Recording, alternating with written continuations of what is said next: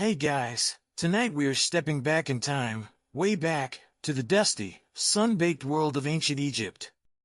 Imagine the heat rising off the sand, the faint scent of the Nile mud mingling with something, perhaps slightly less pleasant, maybe involving fermentation or livestock.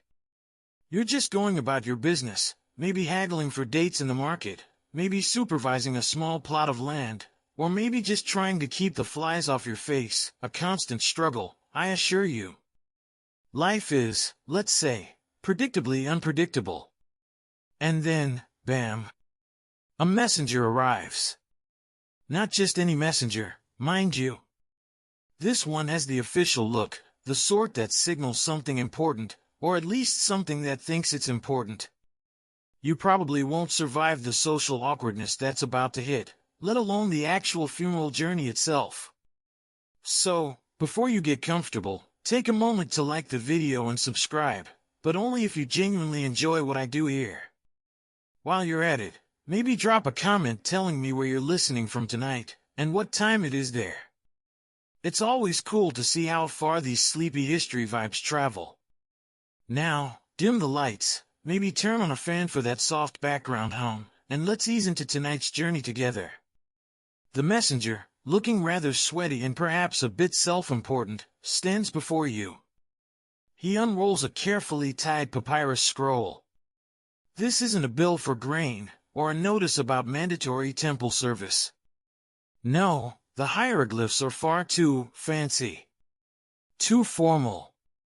He clears his throat, probably adding a dramatic pause just for effect, and begins to read. You listen, squinting a little in the harsh sunlight, trying to process the words. There's talk of the great and mighty.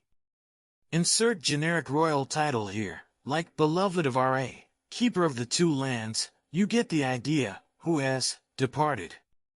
Passed into the west. Joined the ancestors. Yes, the Pharaoh is dead. A moment of solemnity, maybe? Briefly. Because the next part is about you. You are summoned. You. Yes, you. Invited, or rather, required, to attend the royal funeral and subsequent ceremonies. Now, you might be thinking, me? Why me? I'm just me. Well, maybe you're a minor official. Maybe you own a successful workshop that supplies goods to the palace. Maybe you're just a prominent local citizen they want to impress with the grandeur of the state's mourning. Or maybe, just maybe, your cousin knows a guy who knows a guy in the bureaucracy, and your name ended up on the list through sheer, glorious Egyptian nepotism.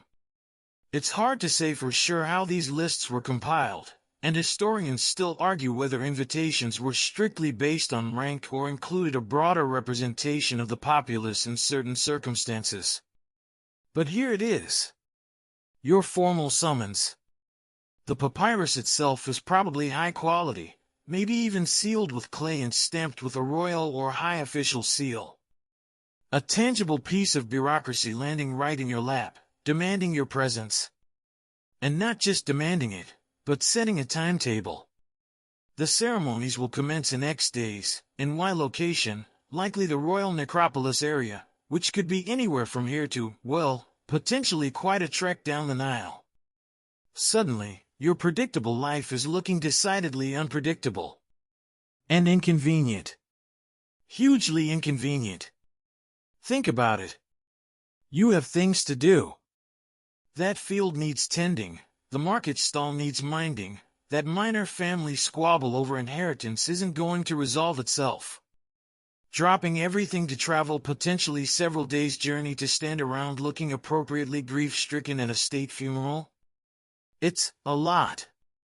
It's like getting an unexpected invitation to a distant relative's wedding that you can't really refuse, but amplified by about 1,000, with higher stakes and potentially crocodiles involved in the travel. This isn't just a quick pop-in. A royal funeral was a massive undertaking, a complex series of rituals, processions, and burials that could stretch over many days, even weeks.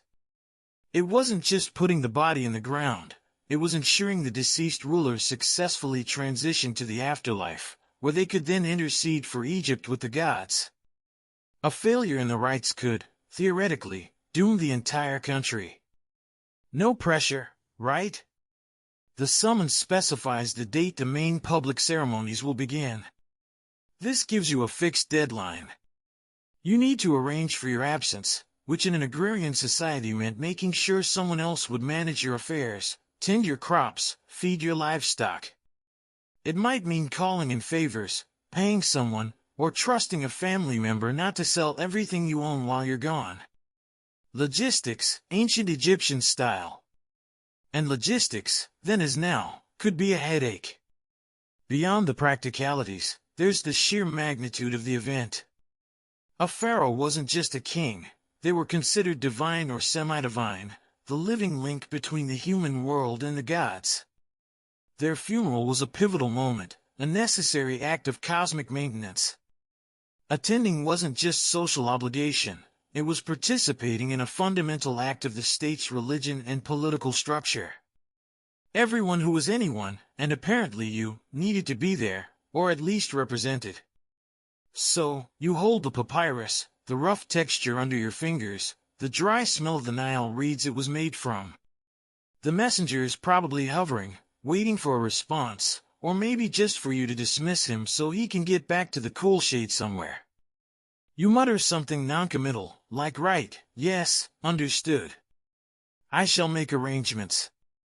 Inside, your mind is racing. Arrangements.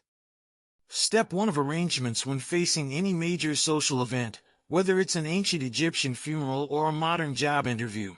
What on earth do I wear?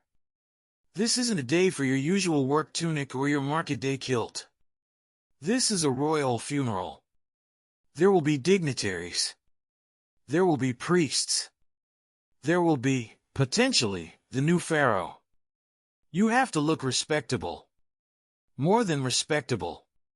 You have to look appropriate. And what is appropriate? Are there specific mourning clothes? Colors? Styles? Is there a dress code? The summons didn't include a little card saying attire, formal mourning, though maybe it should have. You envision yourself arriving, everyone else in crisp, specific garments, while you're standing there in something that suddenly feels terribly wrong. The horror. The sheer, unadulterated social horror. It's enough to make you want to feign illness. But you can't. You've been summoned. The heat seems to intensify. A fly lands on your nose. You brush it away with more force than necessary. This is a problem. A significant, potentially embarrassing, problem. Your mind drifts to the last time you attended a significant gathering, maybe a local festival or a temple dedication. Even then, there were subtle social cues, expectations. A royal funeral. This is the big league. The Super Bowl of solemnity. Your knowledge of proper funerary fashion is limited. You know people wrap the deceased in linen, that much is obvious. You know priests wear specific regalia. But guests? Attendees? Do you wear white? Black? Something in between? Does the fabric matter? Is it about showing wealth, or showing humility and grief? It's a minefield. A fashion and etiquette minefield laid out across the hot sands of Egypt. A quirky historical tidbit that might make you sweat even more. The Egyptians were very particular about cleanliness and presentation, especially for formal or religious occasions. You couldn't just show up dusty from your journey. There would be rituals of purification, washing, anointing with oils. Your appearance wasn't just personal. It was a reflection of your respect for the gods and the deceased ruler. So, your outfit isn't just about looking good. It's potentially tied into your spiritual purity for the event. No pressure. And speaking of spiritual purity, a mainstream fact about these events, the preparation of the body for burial, particularly for a pharaoh, involved a complex process of mummification that could take up to 70 days. The funeral you're attending is likely happening towards the end of this period, after the body has been transformed and is ready to be placed in its final resting place. So, the death wasn't recent news. The elaborate preparations have been underway for over 2 months. You've had 70 days to prepare, apparently, but you're only hearing about it now. Classic bureaucracy. You sigh. This requires thought. And maybe asking around. Discreetly, of course. You don't want to admit your ignorance to just anyone. The messenger has finally shuffled off, probably to deliver more inconvenient summonses. The papyrus feels heavy in your hand. The initial shock wears off, replaced by a growing sense of dread. Not dread of death, necessarily. The Egyptians were pretty comfortable with the idea of the afterlife, but dread of making a terrible social faux pas in front of the entire Egyptian elite. The wrong length of kilt, the wrong style of sash, the wrong amount of pleating, it's enough to keep you awake at night. Or, in our case, hopefully put you to sleep. But the anxiety of it is real. You need to figure this out, and fast. The clock is ticking, the sun is beating down, and your wardrobe suddenly feels woefully inadequate. Okay, the initial shock of the summons is fading, replaced by a cold, clammy wave of outfit anxiety. You know the feeling. You get invited to something important, a wedding, a fancy dinner, a job interview, and your mind immediately snaps to, what am I going to wear? Now, multiply that feeling by about 100, because in ancient Egypt, your clothing wasn't just about personal style or even fitting in, it could signify your social status, your occupation, your purity, and your respect for the gods and the deceased. Messing this up isn't just a fashion faux pas, it feels like a potential cosmic insult, or at least a great way to look like a complete idiot in front of everyone who matters. Your wardrobe, which seemed perfectly adequate yesterday when you were just living your quiet life, now looks dismal. You probably have a few tunics, maybe a kilt if you're a man, some sandals. It's practical stuff, built for heat and dust and maybe a bit of manual labor or market haggling. None of it screams respectful, important guest at a royal funeral. You rummage through your chest or storage baskets, pulling out garments. This tunic has a small tear near the hem. This kilt is a bit faded from too many washings in the Nile. This linen wrap is, well, it's fine, but is it royal funeral fine? Probably not. The sheer lack of a clear dress code is the worst part. It's not like they handed you a little leaflet titled Royal Funeral Attire, a user's guide. You're left to guess, to rely on what you've seen before, what you've heard, maybe what the messenger didn't say but implied with a subtle, knowing look, or maybe you're just imagining that look because you're stressed. Are there specific colors? Specific fabrics? Is white required? Is there a taboo color? You vaguely remember seeing priests in white, but are attendees supposed to mimic that? Or is that exclusively priestly? This uncertainty is a fertile ground for anxiety. It's like showing up to a party where you think the theme is casual elegant and everyone else is in full black tie, or vice versa. You immediately feel out of place, your every move suddenly self-conscious. But at this Egyptian funeral, the stakes feel higher. You're not just embarrassing yourself, you're potentially disrespecting the memory of the Pharaoh and the gods themselves. Talk about pressure. You pace your small home, maybe running a hand through your hair, or over your recently shaved head, depending on personal preference and the dictates of hygiene/fashion. You pick up a piece of linen. It feels rough. Is this good enough quality? Egyptians were masters of linen production, creating fabrics ranging from coarse and practical for daily wear to incredibly fine, almost transparent weaves fit for royalty or religious rituals. Your everyday linen is probably functional, breathable, but definitely not the gossamer stuff you'd see adorning statues of gods or wrapped around the mummified elite. Mainstream historical fact time: ancient Egyptians primarily wore clothing made from linen. Wool was considered impure and was rarely worn, especially in religious contexts. So, At least you know you're on the right track by considering linen. But knowing it's linen is like knowing a modern dress code is fabric, not exactly helpful for specific outfit selection. The quality of the weave, the fineness of the threads, the way it's pleated or draped, these were subtle but clear indicators of status. A wealthy or important person would wear the finest, sheerest linen, often elaborately pleated. Someone less well-off would wear coarser, simpler garments. So, your task isn't just finding a linen outfit, it's finding a linen outfit that signals sufficient respect without falsely claiming a status you don't possess. It's a delicate balance. You don't want to look like a pauper at the palace gates, but you also don't want to look like you're trying to pretend you're closer to the Pharaoh than you actually are. The social hierarchy was rigid, and pretending to be something you weren't could have consequences far beyond a few awkward glances.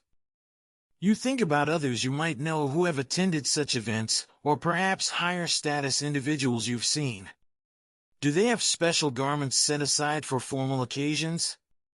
Probably. Do you? Maybe that slightly less worn tunic you keep for visiting the temple? It feels inadequate. Utterly, hopelessly inadequate. And what about style? Men typically wore kilts or tunics.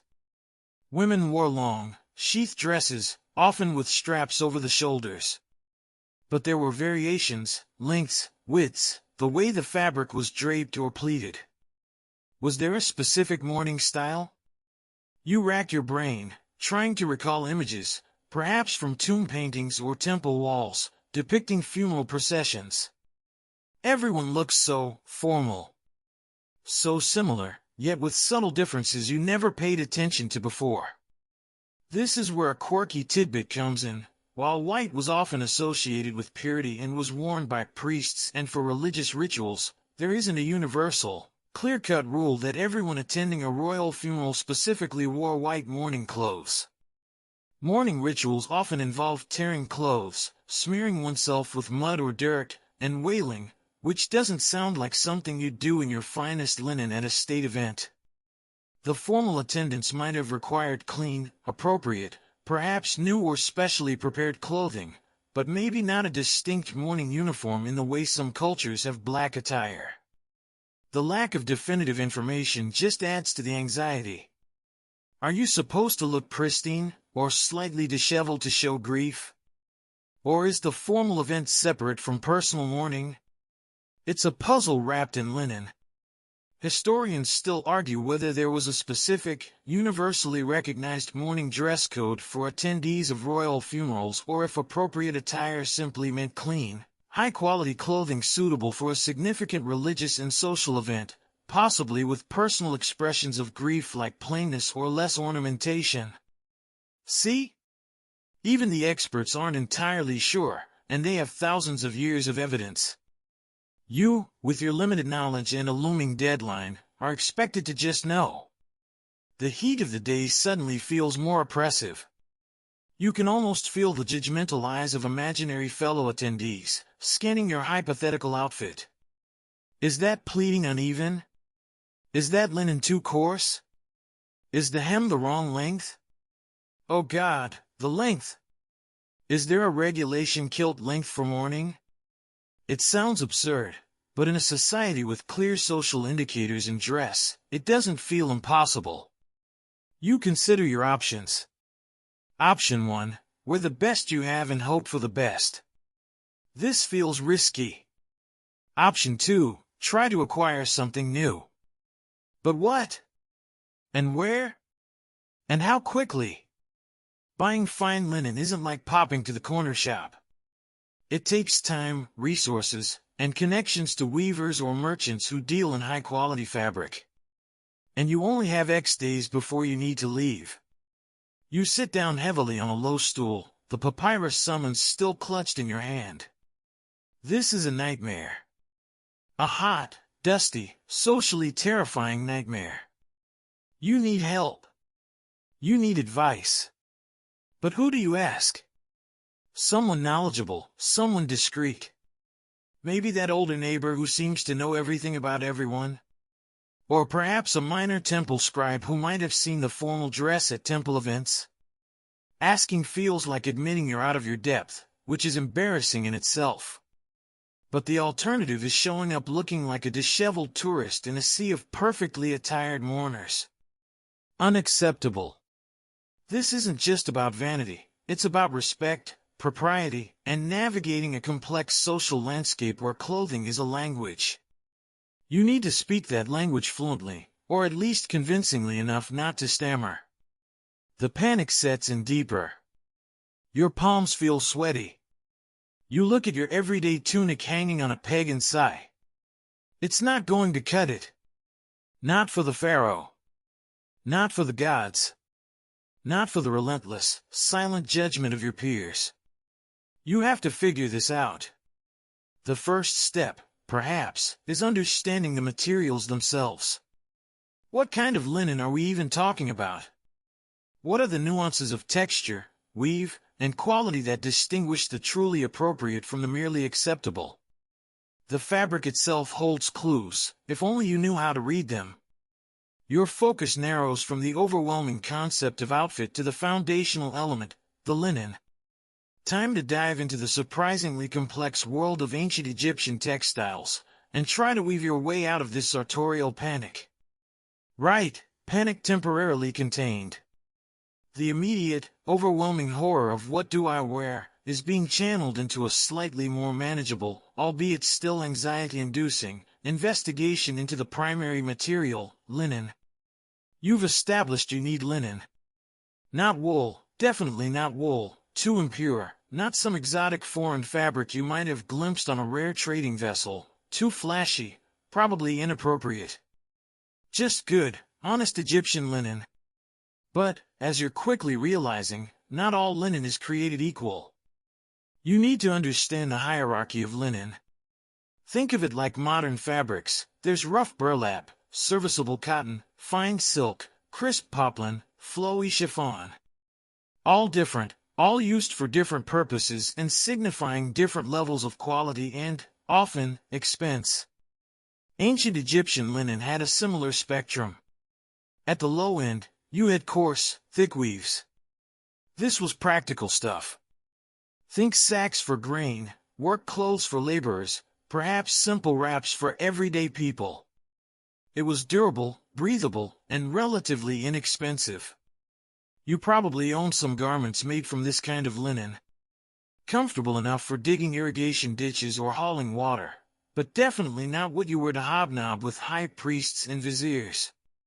Mid-range linen would be smoother, with a finer thread and a tighter weave.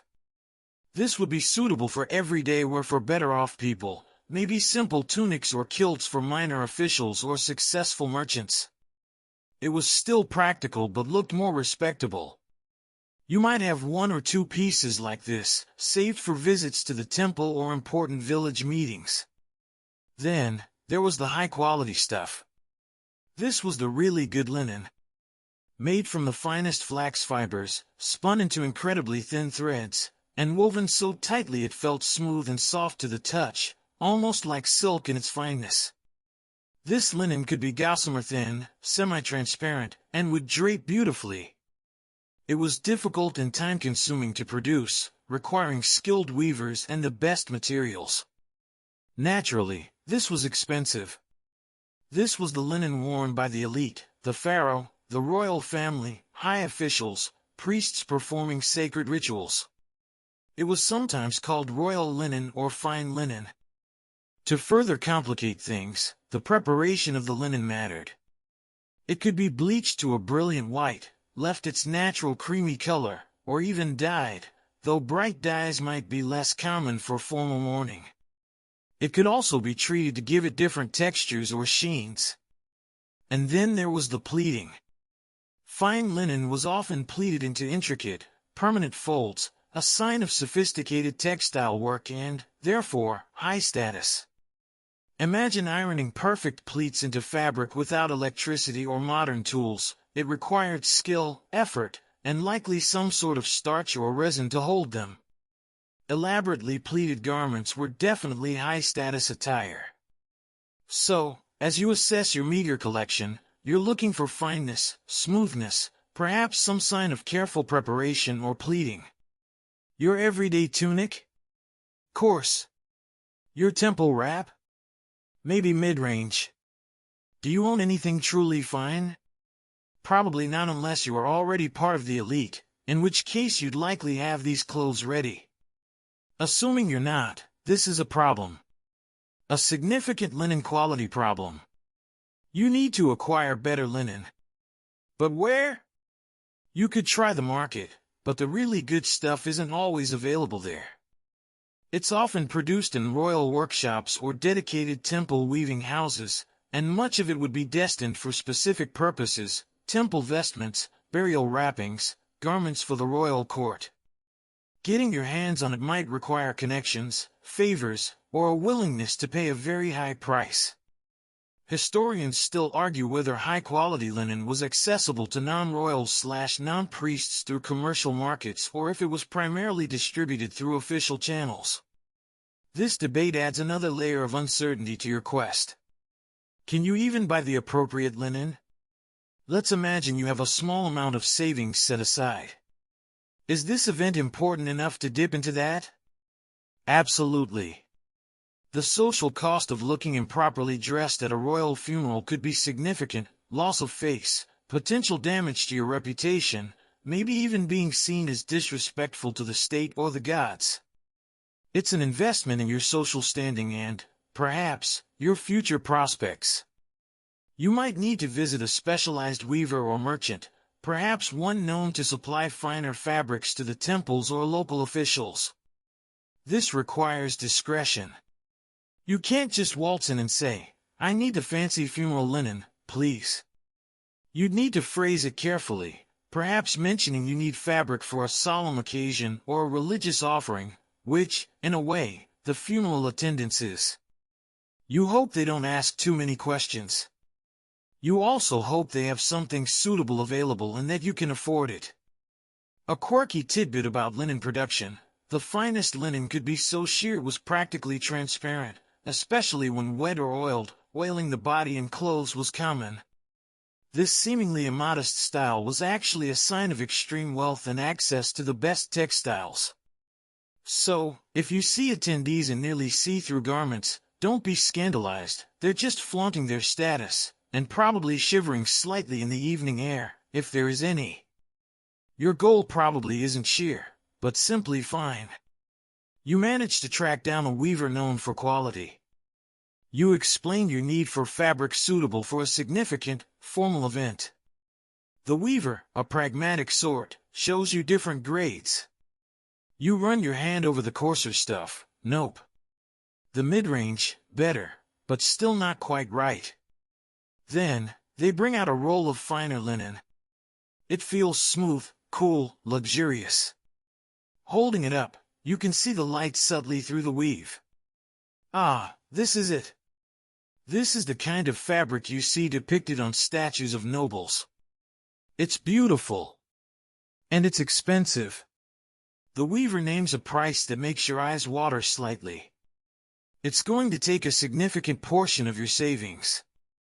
But you look at the fabric again, then think of the alternative, showing up in your everyday rough tunic. You swallow hard. "I'll take it," you say, trying to sound more confident than you feel. Now you have the fabric. But you still need a garment made. You can't just wrap yourself in a bolt of cloth. Well, you could, but that would definitely be a faux pas. You need a tunic or kilt or dress that is properly cut, sewn, and ideally, pleated. Unless you are skilled in fine sewing yourself, you'll need a tailor or seamstress. Again, finding one who works with fine linen and can produce a garment quickly adds another layer of logistical stress and potential expense. Imagine the tailor's shop. You arrive with your precious roll of fine linen. You explain the urgency and the nature of the event. The tailor examines the fabric, nodding approvingly. They recognize quality. They then discuss the style. A simple tunic? A more elaborate pleated kilt? For a woman, a standard sheath dress, or something with more complex draping? You try to recall what you've seen, what seems appropriate for someone of your station attending such a high-level event. You settle on a style that feels respectful and formal, perhaps a well-pleated tunic for a man, or a finely draped dress for a woman. Nothing too ostentatious, but definitely a step up from your usual wear. The tailor quotes you a price for their work, and another deadline. More expense, more time pressure. You are investing heavily, financially, and emotionally, into this outfit. It's not just a garment, it's your ticket to navigating this high-stakes social environment without crashing and burning. So, you leave the weaver, and then the tailor, having committed precious resources. You now have a beautiful piece of fine linen being transformed into a garment that you hope will be appropriate. The material anxiety is somewhat eased, you've got the good stuff. But the design and color? That's the next hurdle. What color should this beautiful, expensive linen be? The default is often its natural creamy white, or bleached white. But are there other options? Are there colors to avoid? The rabbit hole of ancient Egyptian funeral fashion just keeps getting deeper. You clutch the receipt for the linen, a small, crumpled piece of papyrus. This better be worth it. Your entire social standing in the afterlife, or at least, in this life, feels like it hinges on the color of this expensive piece of fabric. Okay, you've committed to the fine linen. You've found a weaver, probably spent way too much, and hopefully, a tailor is now skillfully transforming that beautiful fabric into a garment. Deep breaths. One hurdle down. But now you're staring down the next one, color. What color should your funeral outfit be? This isn't just a matter of personal preference. Color held significant symbolic meaning in ancient Egypt, and getting it wrong could be awkward, at best, or deeply offensive, at worst. Let's talk about color in the ancient Egyptian context. They saw colors as powerful forces, tied to the gods, the cosmos, and the natural world. For instance, green, waj, was associated with new life, fertility, and resurrection, like the papyrus reeds along the Nile. Red, desher, could symbolize life, but also fire, blood, and chaos, depending on the context. Blue, Urtiu, was linked to the heavens, water, and the god Ammonius. Yellow or gold, Nechri, represented the sun, eternity, and the flesh of the gods. And then there's white, Hedge. White was strongly associated with purity, sacredness, and cleanliness. Priests often wore white linen garments. Offerings to the gods were often wrapped in white linen. The linen used to wrap the mummified body was typically white. White felt safe. Appropriate for religious contexts. For a funeral, a massive religious ceremony ensuring the pharaoh's transition to the afterlife, white seems like a strong contender. It signifies purity and respect. But is it the only acceptable color? And are there colors you absolutely, under no circumstances, should wear? Well, black, Kem, wasn't really a clothing color in the modern sense of mourning. Black was the color of the fertile silt left by the Nile flood, symbolizing regeneration and Egypt itself. Kemet means black land. So, while important, it wasn't used for garments in the way we use black today for funerals. Dark colors were harder to achieve with natural dyes and weren't as popular for fine linen, which often looked best in light shades.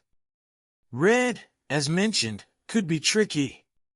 While worn in some contexts, like for certain festivals or by specific officials, its association with chaos and the desert, red land, might make it less suitable for a solemn occasion focused on cosmic order and transition. Imagine showing up to a funeral wearing bright red. It just feels wrong, doesn't it? Ancient Egyptians likely felt that intuition even more strongly, backed by their symbolic understanding of color. What about other colors? Blue might seem serene, linked to the heavens the pharaoh is journeying towards. Green might reference rebirth, which is a key theme of the afterlife. But were these appropriate for attendees? Or were they reserved for specific ritual objects, temple decorations, or priestly regalia? This is where the nuance lies, and where your anxiety flares up again. You don't want to look like you're trying to be a priest or part of the burial equipment. You just want to look like a respectful, appropriately dressed guest.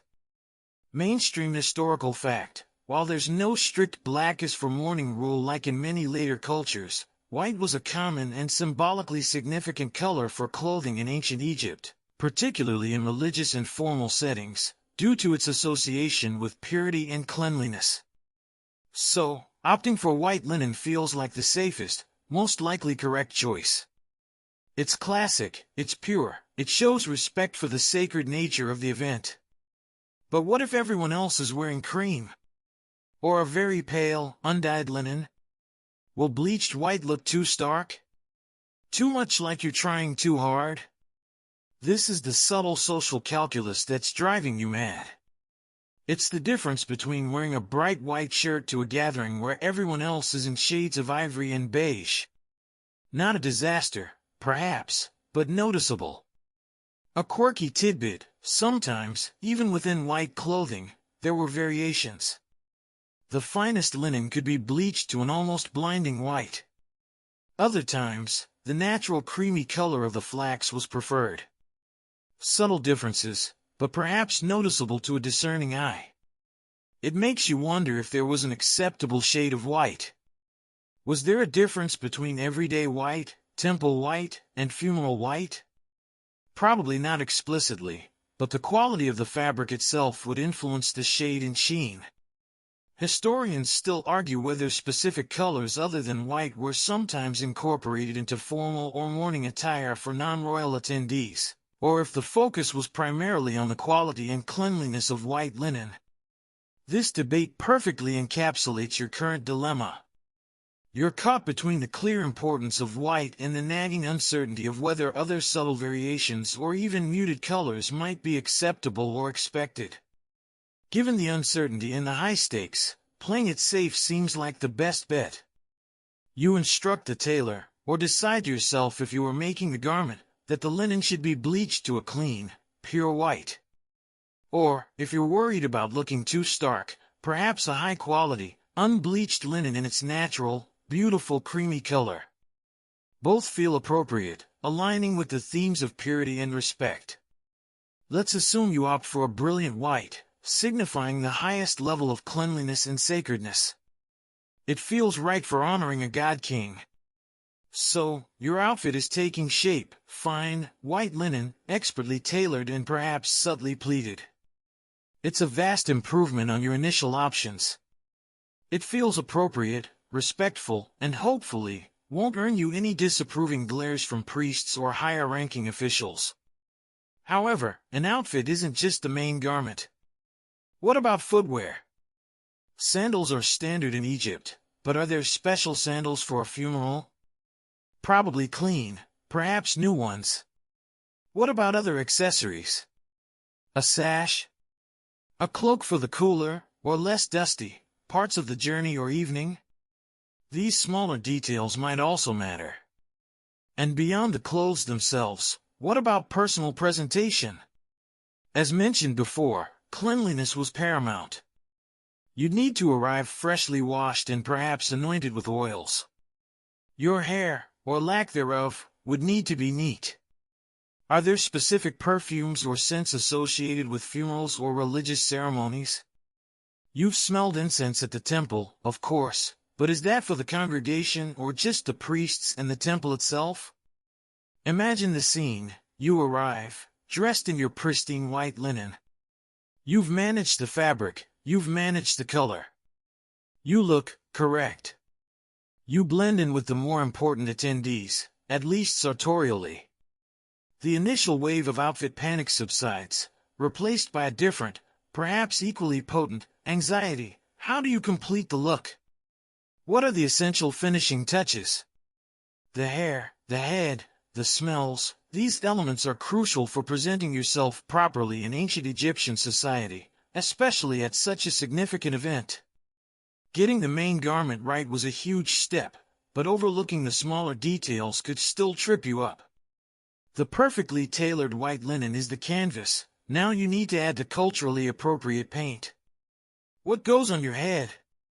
What scents should you wear? These might seem minor, but in a society obsessed with ritual purity and symbolism, they matter immensely. Alright, your core outfit, the fine, white linen garment, is hopefully in the works with a skilled tailor. You're starting to feel a tiny bit better, less likely to be immediately ostracized for your clothing choice. But your appearance in ancient Egypt, particularly for a formal religious event like a royal funeral, was about much more than just your main garment. It was about your entire presentation, from head to toe, or perhaps more accurately, from head comb to toe. Let's start from the top. Your head. What's going on up there? Well, ancient Egyptians, especially the elite, often shaved their heads or kept their hair very short for hygiene and coolness. They would then wear wigs, particularly for formal occasions. These wigs weren't just vanity items, they protected the head from the sun and could be elaborately styled, again, indicating status. For a funeral, a high-quality wig would be appropriate. Men's wigs were often shorter and more formal, while women's could be long and elaborately braided or curled.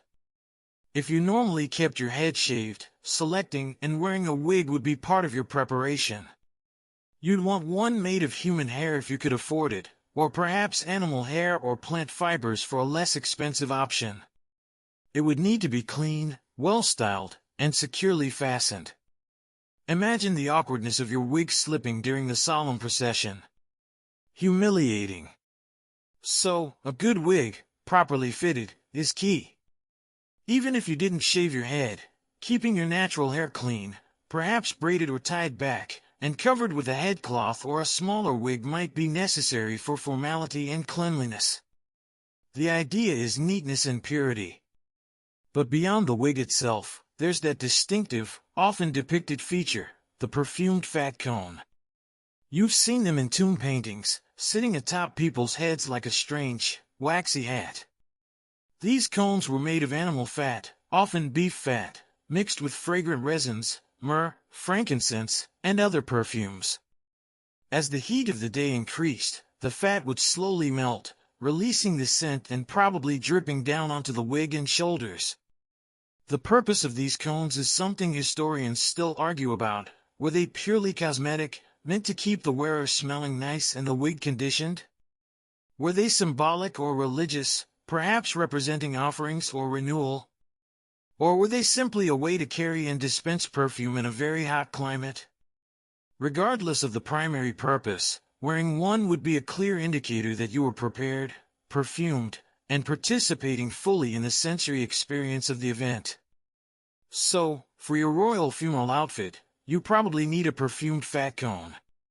You can acquire these from a perfumer or a market stall specializing in cosmetics and unguents. They come in various sizes and perhaps different scents, depending on your budget and preference. You'd place it carefully on top of your wig, making sure it's balanced.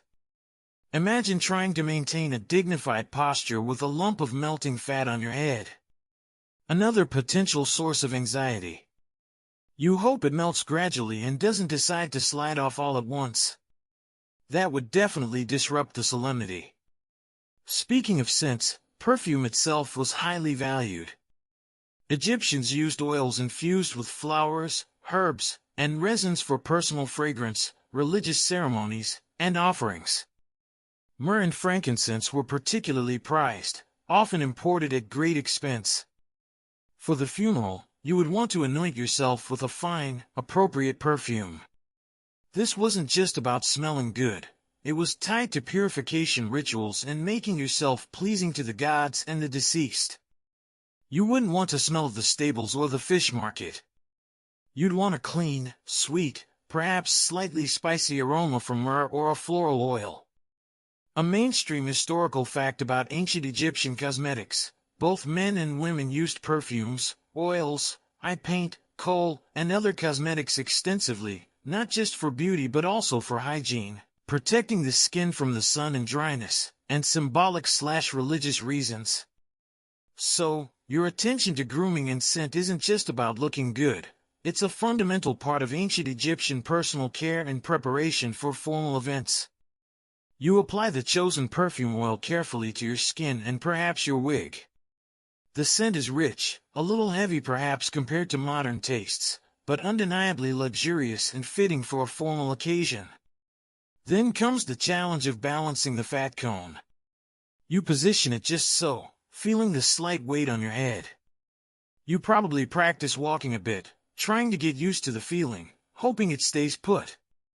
A quirky tidbit about the fat cones: despite their frequent depiction, actual surviving examples are rare, and some archaeologists question how commonly they were actually worn versus how frequently they were depicted in art, perhaps idealistically.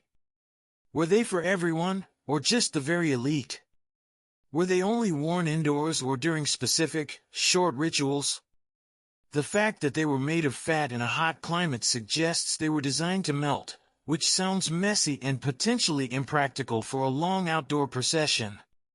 This adds another layer of mystery to their function and usage. But in your imagined experience, you're going with the iconic image. You're wearing the cone, because it feels quintessentially Egyptian and high status. You check your reflection, perhaps in a polished bronze mirror if you're well off, or just look at your shadow on a wall. The white linen garment looks crisp. The wig is neat. The fat cone is perched precariously on top. You smell divine, or at least expensive. You've handled the head in this sense. But what about the face? Eye paint, kohl, wasn't just for women, men wore it too. It helped reduce glare from the sun and was also believed to have protective properties, warding off evil spirits or eye infections. Applying kohl around your eyes with a small stick would be another step in your preparation, adding a distinctive look and serving a practical purpose. It darkens the area around your eyes, making them stand out and perhaps giving you a more solemn, more intense gaze suitable for a funeral. So, your preparation checklist is growing: clean body, clean fine linen garment, possibly a wig, a perfumed fat cone, applied perfume oils, and eye paint. You are transforming from your everyday self into someone ready for a formal, sacred event. Each step feels more complex than anticipated, but also necessary.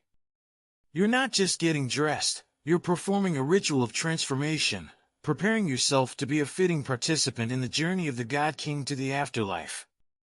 Historians still debate the precise function and symbolism of the fat cones, and how widely they were used by non-royal individuals attending such events. Some believe they were mainly for banquets, not funerals, while others interpret them as symbols of rebirth or offerings in funerary contexts. This uncertainty is typical of trying to reconstruct the nuances of daily life and ritual from ancient sources. But for our purposes, the cone is a potent symbol of the period and adds a touch of visual interest to your mental image of your outfit.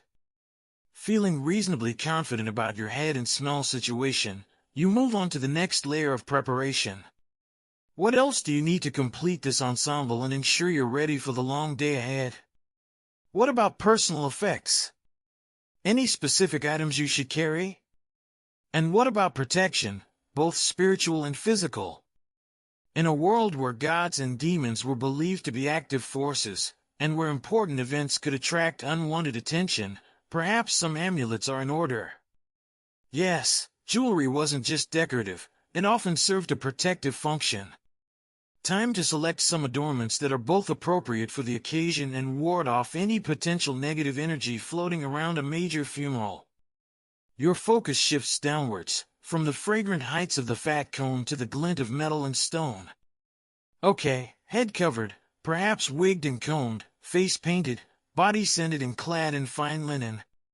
You're looking the part, at least from the neck up and torso outwards. Now, let's consider adornment. In ancient Egypt, jewelry was ubiquitous. It wasn't just for women, men wore necklaces, bracelets, rings, and pectorals. But at a royal funeral, your choice of jewelry is probably dictated less by everyday fashion and more by appropriateness and, significantly, protection. Jewelry in ancient Egypt served multiple purposes, It was a display of wealth and status, yes, but also deeply symbolic and protective. Many pieces incorporated amulets, small charms believed to possess magical power to ward off evil, bring good luck, or provide protection.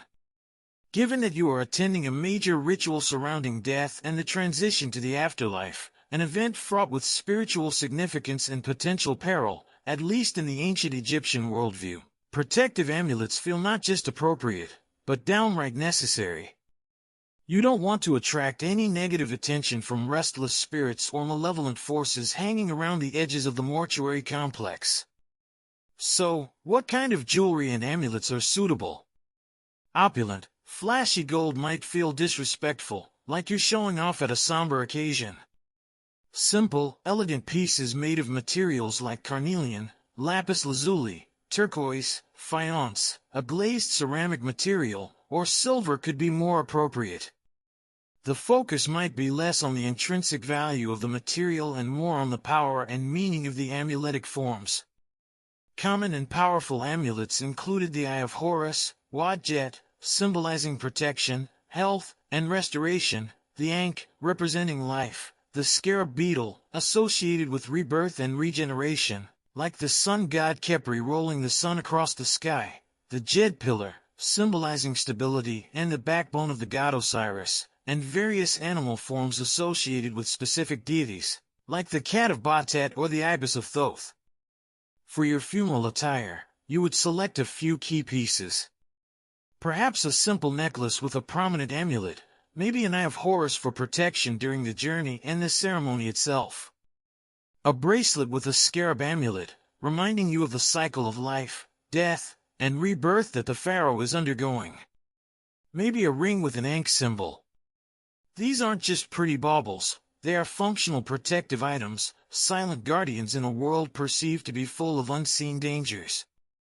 A mainstream historical fact, amulets were incredibly common in ancient Egypt, worn by people of all social classes, from pharaohs to commoners. They were placed on the living for protection and good fortune, and placed on the deceased and within their tomb to aid them in the afterlife journey.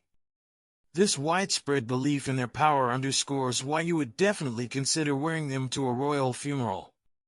Think about putting them on. The cool metal or stone against your skin.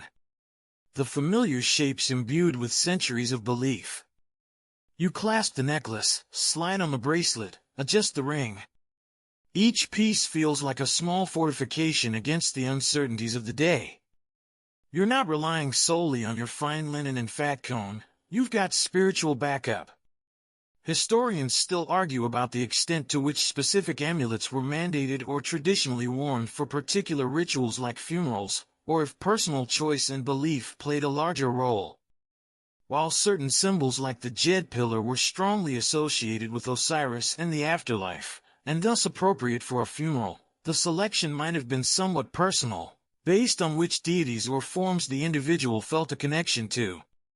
This adds another layer of complexity. You want to be appropriate, but also choose amulets that feel personally meaningful or powerful to you. Let's say you opt for an Eye of Horus necklace and a scarab bracelet. The eye watches over you, ensuring safe passage, while the scarab reminds you of the continuity of existence, a fitting thought during a funeral focused on transition. They are made of bronze or silver, perhaps with some inlaid faience or carnelian, respectable materials, not overly flashy gold, but clearly not cheap. They complement your white linen without overwhelming it.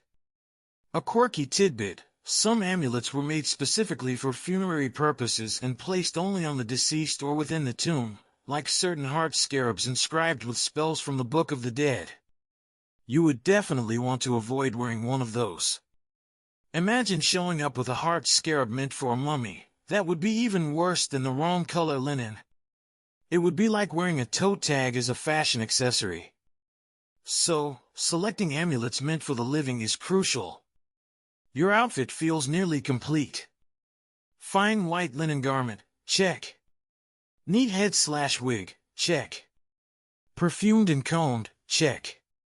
Protective and appropriate jewelry/amulets, check. You look in your mirror again. Yes, this looks correct. You feel a sense of preparedness, a small wave of relief washing over the anxiety. You are sartorially ready for a royal funeral in ancient Egypt. Who knew it would be this complicated? But wait! You're not just showing up on your doorstep for the funeral procession. You have to travel there. Depending on where the royal necropolis is located relative to your home, this could be a journey of several days. You can't travel in your pristine funeral whites, getting them dusty and dirty before you even arrive. You'll need travel clothes, supplies for the journey, and then change into your ceremonial attire upon arrival or just before the main events begin. This adds another layer of logistical complexity. You need to pack. What do you pack for a multi-day trip to attend a funeral? Practical clothes for traveling, likely sturdy, simpler linen tunics, sandals, food and water, or the means to acquire them, maybe a blanket for sleeping, perhaps some small offerings or gifts you might present during the ceremony. And, crucially, you need to transport your carefully prepared funeral outfit without it getting ruined. Wrapping it carefully in protective cloth, perhaps in a basket or chest, would be essential. So, the immediate outfit panic of what do I wear to the funeral morphs into what do I wear for the journey and how do I keep my funeral outfit safe? You're not quite ready to just walk out the door. You need to prepare for the road. This entire process is turning into a major undertaking, far more involved than you ever imagined when that messenger first arrived. You're not just attending a funeral, you're embarking on a carefully orchestrated, multi-stage mission of social and spiritual navigation. The packing list is forming in your mind, adding another task to the growing list of preparations. Okay, you've got the fine linen garment mostly sorted, the wig or neat hair ready, the perfume chosen, the fat comb acquired, and hopefully stable, and you're lucky, protective amulet selected and on. You feel reasonably confident that you won't be kicked out for inappropriate attire or immediately struck down by an angry spirit. Good.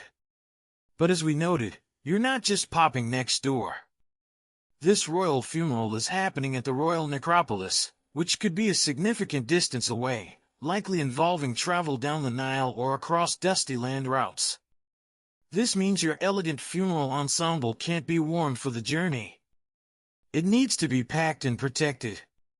Packing for a trip in ancient Egypt isn't quite like packing for a modern vacation, no rolling suitcases, alas. You're likely traveling relatively light, probably carrying your belongings in a simple bag, a basket, or perhaps a small wooden chest if you're quite well off. The primary consideration is practicality. Your travel clothes should be sturdy, comfortable, and able to withstand dust, heat, and the general wear and tear of the road, or river. Think about your usual, coarser linen tunics or kilts, the ones you deemed unsuitable for the formal ceremony. Those are perfect for the journey. You'll need a couple of changes, maybe 3, depending on the length of the trip. They'll get dusty, they'll get sweaty, and that's fine. They're workhorse garments, not show ponies. You fold these practical clothes and place them in your pack. Now, the precious funeral attire. This is the star of the show, the garment you invested in, the key to your social survival at the event. It must arrive in pristine condition, or as close to it as possible. You can't just stuff it in with your dusty travel tunics. You would carefully fold it, perhaps wrapping it first in a piece of clean, softer cloth to protect the fine weave and any delicate pleating. Then, you'd place it somewhere safe within your luggage, maybe on top or even in a separate, smaller bag or box if you have one. You treat it with reverence, like a fragile artifact, which, given its cost and importance, it essentially is. Imagine arriving and unfolding your expensive white linen only to find it covered in dust or wrinkled beyond repair. The horror! All that effort, wasted. So, protective packing is key. Beyond clothing, what else? Food and water are essential. Travel routes weren't lined with convenient taverns and markets every mile. You'd need to bring provisions. Dried dates, figs, bread, hardened for keeping, maybe some salted fish or meat. Stuff that doesn't spoil quickly in the heat. Water is critical. You'd need water skins, made from animal hides, or pottery jars. Keeping water cool and clean on a journey was a constant challenge. You'd replenish at the Nile or wells when possible, but carrying enough for stretches between sources is vital. Imagine being parched and miserable, all while contemplating a pharaoh's journey to the afterlife. Hydration is key, folks, even in ancient times. A mainstream historical fact: travel in ancient Egypt was primarily done on foot, by donkey, or by boat along the Nile. The Nile was the main highway, by far the easiest and most efficient way to move people and goods long distances. If the necropolis is on the Nile, you're probably traveling by boat, which might be slightly less dusty than a land journey but still requires provisions and careful packing. If it's inland, donkeys are your best friends.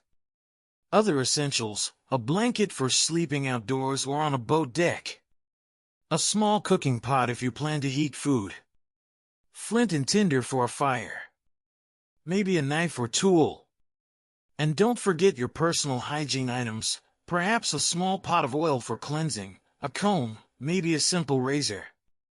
Even on the road, maintaining a degree of cleanliness is important, especially heading towards a sacred event. Remember that crocodile dung sunscreen we mentioned earlier? You might not bring that, but some form of sun protection, perhaps a headcloth, is wise. Now, let's think about offerings. Attending a royal funeral wasn't just about witnessing the event, it was also about participating.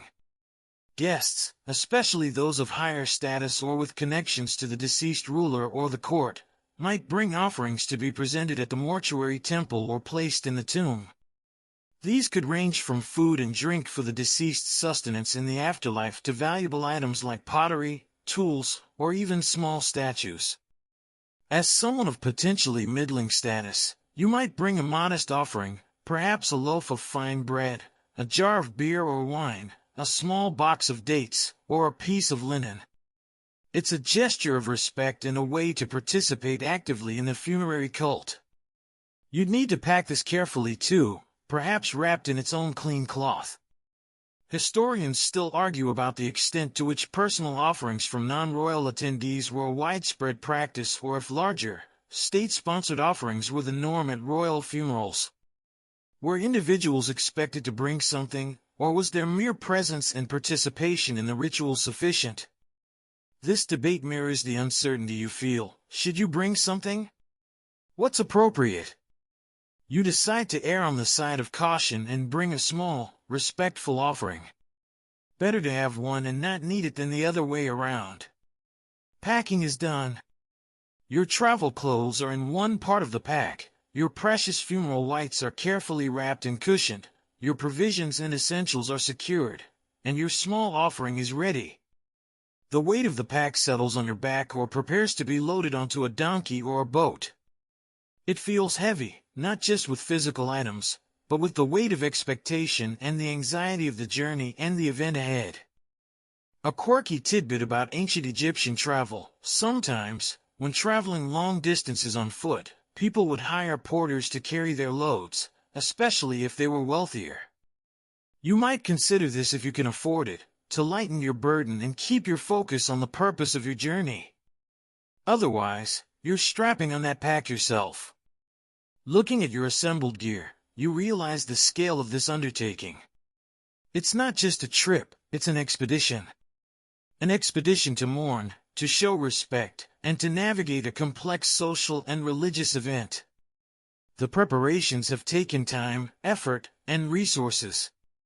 But you are as ready as you can be. Your outfit is prepared, your supplies are packed. The date for the start of the public ceremonies is approaching. It's time to leave the familiarity of your home and embark on the dusty, sun-drenched road, or river, towards the royal necropolis. The journey itself is the next challenge: heat, distance, and the constant presence of dust. You take a final look around your home, pull the door shut, and step out into the Egyptian morning, beginning the trek towards the Pharaoh's final resting place. So, you lock up your humble dwelling, hoisting your pack onto your shoulder or handing it off to a helpful relative or hired hand. Stepping out, the Egyptian sun immediately reminds you that shade is a precious commodity. The journey begins. Depending on where you live and where the royal necropolis is located, let's imagine it's downriver or upriver a significant distance, perhaps near Memphis or Thebes, major royal burial sites. Your journey will primarily involve the Nile. Lucky you! While land travel by foot or donkey is hot, dusty, and slow, travel by boat on the Nile is generally faster and slightly more comfortable, though still subject to the whims of the wind and current. You make your way to the nearest riverbank or canal access point where you can catch a ride. Maybe you own a small boat, or perhaps you haggle for passage on a larger cargo boat heading in the right general direction. Let's picture you boarding a medium-sized riverboat, laden with various passengers and goods, all making their way along the lifeblood of Egypt. The air is thick with the smell of the river, a mix of mud, reeds, fish, and perhaps the distant scent of cooking fires. As the boat pushes off from the bank, propelled by oars or a sail catching the breeze, you settle in for the ride. The sun beats down, reflecting off the water. You find a spot in the shade cast by the sail or the meager deckhouse, trying to stay cool. The landscape slides by, vibrant green strips of cultivated land along the banks, contrasting sharply with the arid, golden-brown desert cliffs beyond. Palm trees sway gently.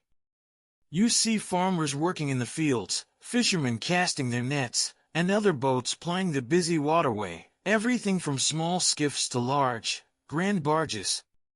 Travel time varies massively depending on the distance and the prevailing winds. Going south, upriver, relies on the northerly winds, while going north, downriver, relies on the river current. You might spend several days on this boat, sleeping on the deck under the stars, eating simple meals of bread and dried provisions, and listening to the rhythmic dip of oars or the creak of the mast. It's not exactly a luxury cruise. There's probably limited personal space, the constant hum of activity, and the ever-present knowledge that you are traveling for a very solemn, very important, and potentially very stressful event.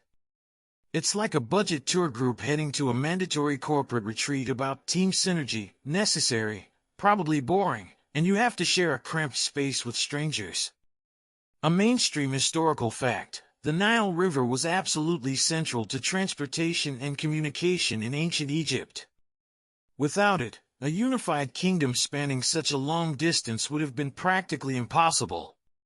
Every major city and temple complex was located near the river or a canal connected to it. So, traveling by boat for any significant distance was the standard way to go. During the journey, you make sure your precious funeral outfit is safe. You might check the wrapping periodically, praying no river water has splashed onto it or that it hasn't been crushed by someone else's luggage. That crisp white linen needs to stay crisp. Your travel clothes are doing their job, accumulating dust and creases, but that's what they're for.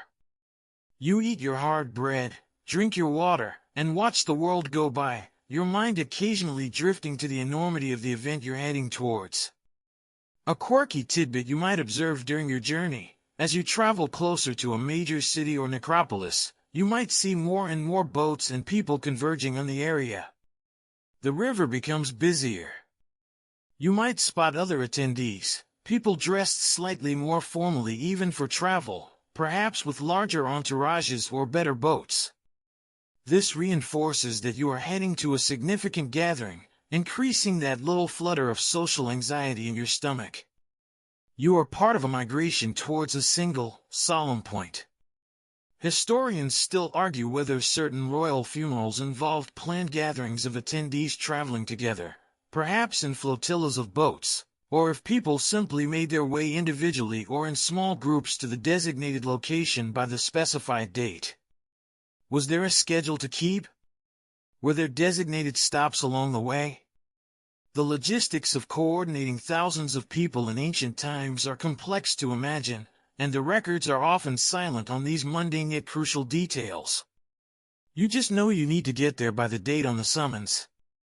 The journey offers moments of peace, watching the sunset over the desert cliffs, the cool evening air, relative to the day's heat, the stars appearing in the ink-black sky, so many more than you see near your home with its few village lights. But there are also discomforts: sleeping on a hard deck, the smells of too many people and animals, the constant motion of the boat, the sheer boredom of travel without modern distractions. You might chat with fellow passengers, fellow attendees heading to the same place, sharing anxieties about the proper protocol or the length of the ceremony. Maybe you share a light joke with someone about the possibility of getting a sunburn so bad your perfumed fat comb melts prematurely and ruins your best tunic. Ha ha! Nervously.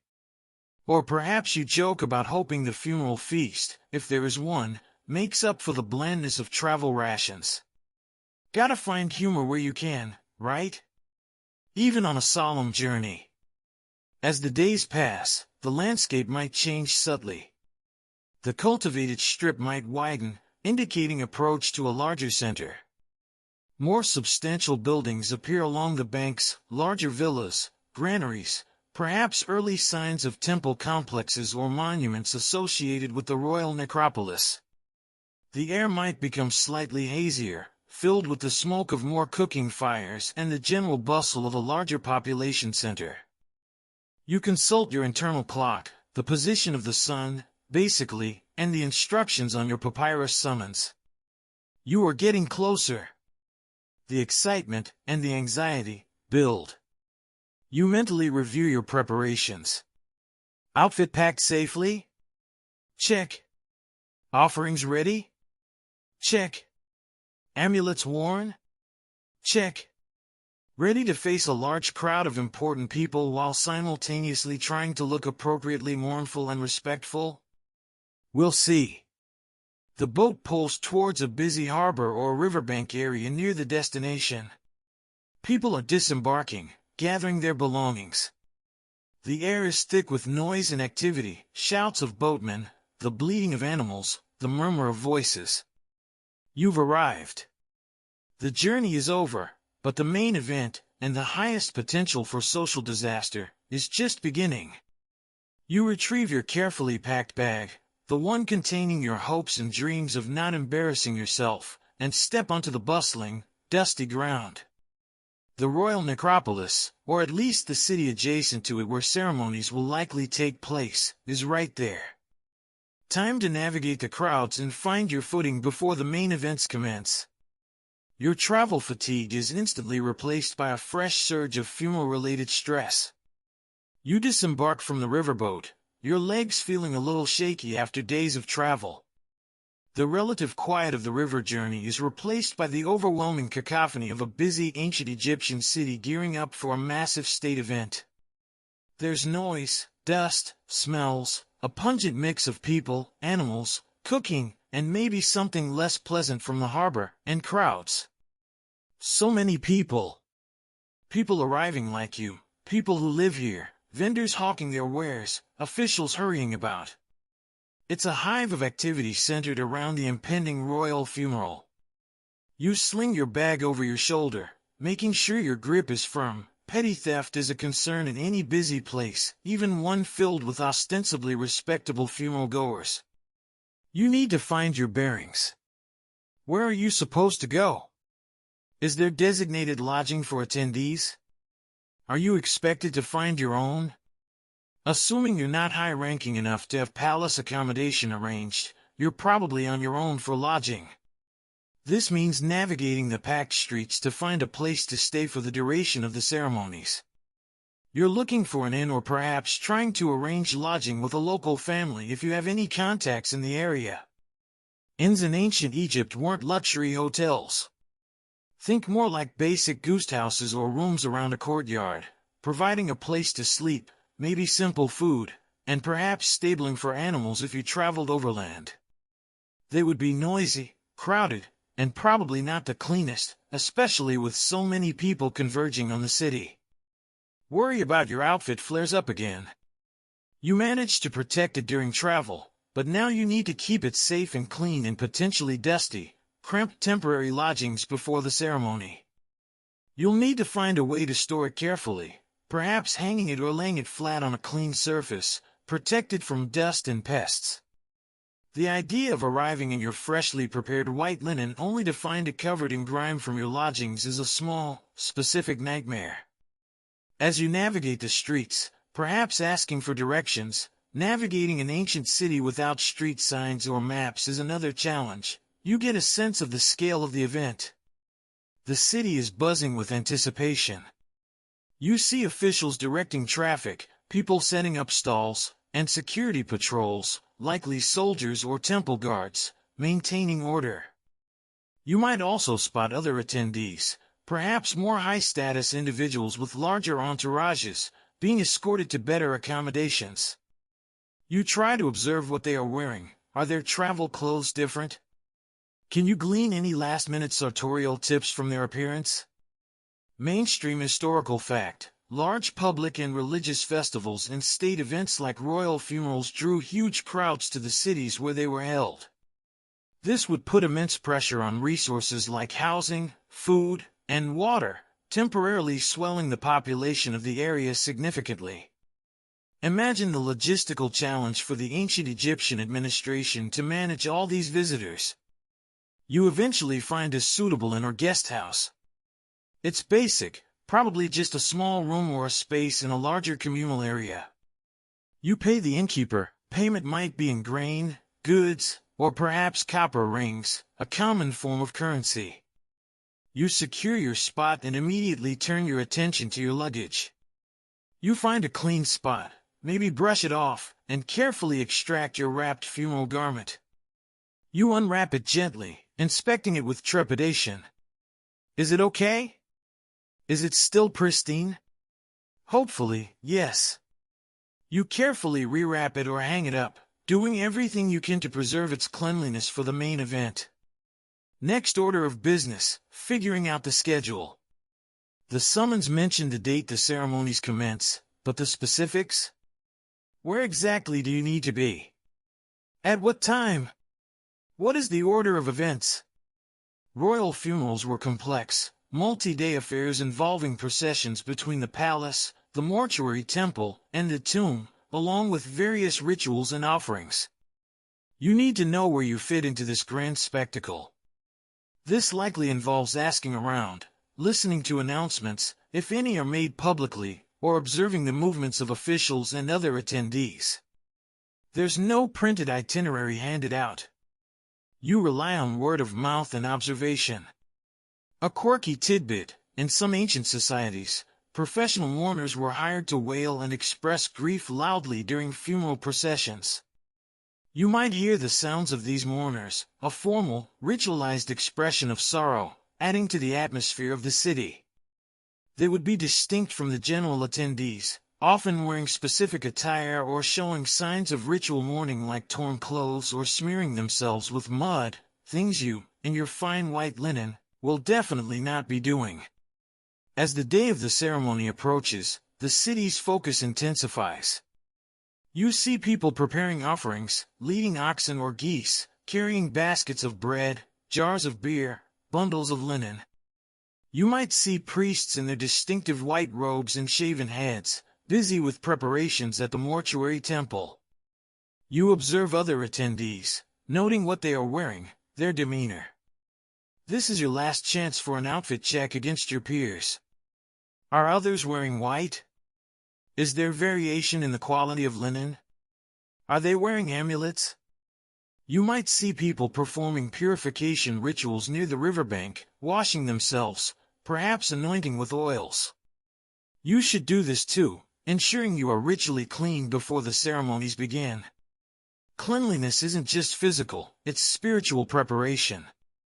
Historians still argue about the exact role and expected behavior of non-royal attendees at various stages of the royal funeral rituals.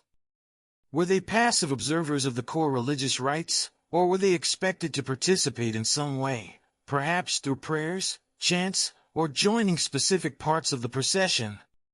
Your role is somewhat ambiguous, adding to the uncertainty. You know you need to be present and look appropriate, but the details of what you'll actually do are still a bit hazy. The evening before the main ceremony, the city might feel quieter, a sense of anticipation in the air. You spend the night trying to get a decent rest in your potentially uncomfortable lodging, hoping you wake up feeling refreshed and ready to face the day. You make a final check of your outfit, laid out or hanging carefully. You prepare your personal items for the morning: perfume, oil, eye paint, your selected amulets. Morning arrives, announced by the growing light and the reawakening sounds of the city. Today is the day. You perform your purification rituals, wash, anoint yourself with oil, apply your kohl. Then, with a mix of nerves and determination, you carefully put on your fine, white linen garment. You secure your wig, if wearing one, place the perfumed fat cone on top, add your necklace, bracelet, and ring.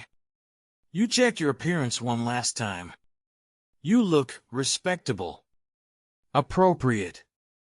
You have successfully navigated the treacherous waters of ancient Egyptian funeral fashion, at least in your own preparation. Now, it's time to leave the relative safety of your lodging and step out into the thronging crowds to find your place in the procession. The sheer number of people, the sense of history being made, the weight of the occasion, it's all hitting you at once. You've survived the journey and the outfit panic. Now comes the public part, the being seen, the participating. Time to join the solemn movement towards the mortuary temple. Stepping out of your temporary lodging, dressed in your carefully prepared fine white linen, complete with wig, fat cone, and amulets, you join the stream of people moving towards the central gathering point for the royal funeral procession. The street is crowded, a mix of other attendees, temple personnel, officials, and curious onlookers. The atmosphere is a strange blend of solemnity and the low buzz of a large crowd. You try to find your place. Royal funerals were highly structured events, with participants arranged according to rank and function. Priests would be at the forefront, performing rituals. High officials would likely be close to the royal family. Military detachments might be present for security and ceremony. As someone of perhaps minor status, you need to figure out where you belong in this grand arrangement. You don't want to push your way into a section reserved for higher ranks, nor do you want to be stuck at the very back, unable to see or participate meaningfully. You observe the flow of people. Are there signs indicating where different groups should gather? Are there ushers or officials directing attendees? You likely follow the general movement of others who appear to be of similar status or are individuals you've seen before during your observations in the city. You find a spot within the large body of attendees, making sure you have enough personal space to avoid having your pristine linen garment jostled or dirted immediately. This is your last chance for a real-time, in-person outfit check. You discreetly, or perhaps not so discreetly, you're human after all, scan the crowd around you. What are others wearing? Are they in white linen? Is the quality similar to yours? Do they have pleated garments? Are they wearing wigs and fat cones? Do their amulets seem similar?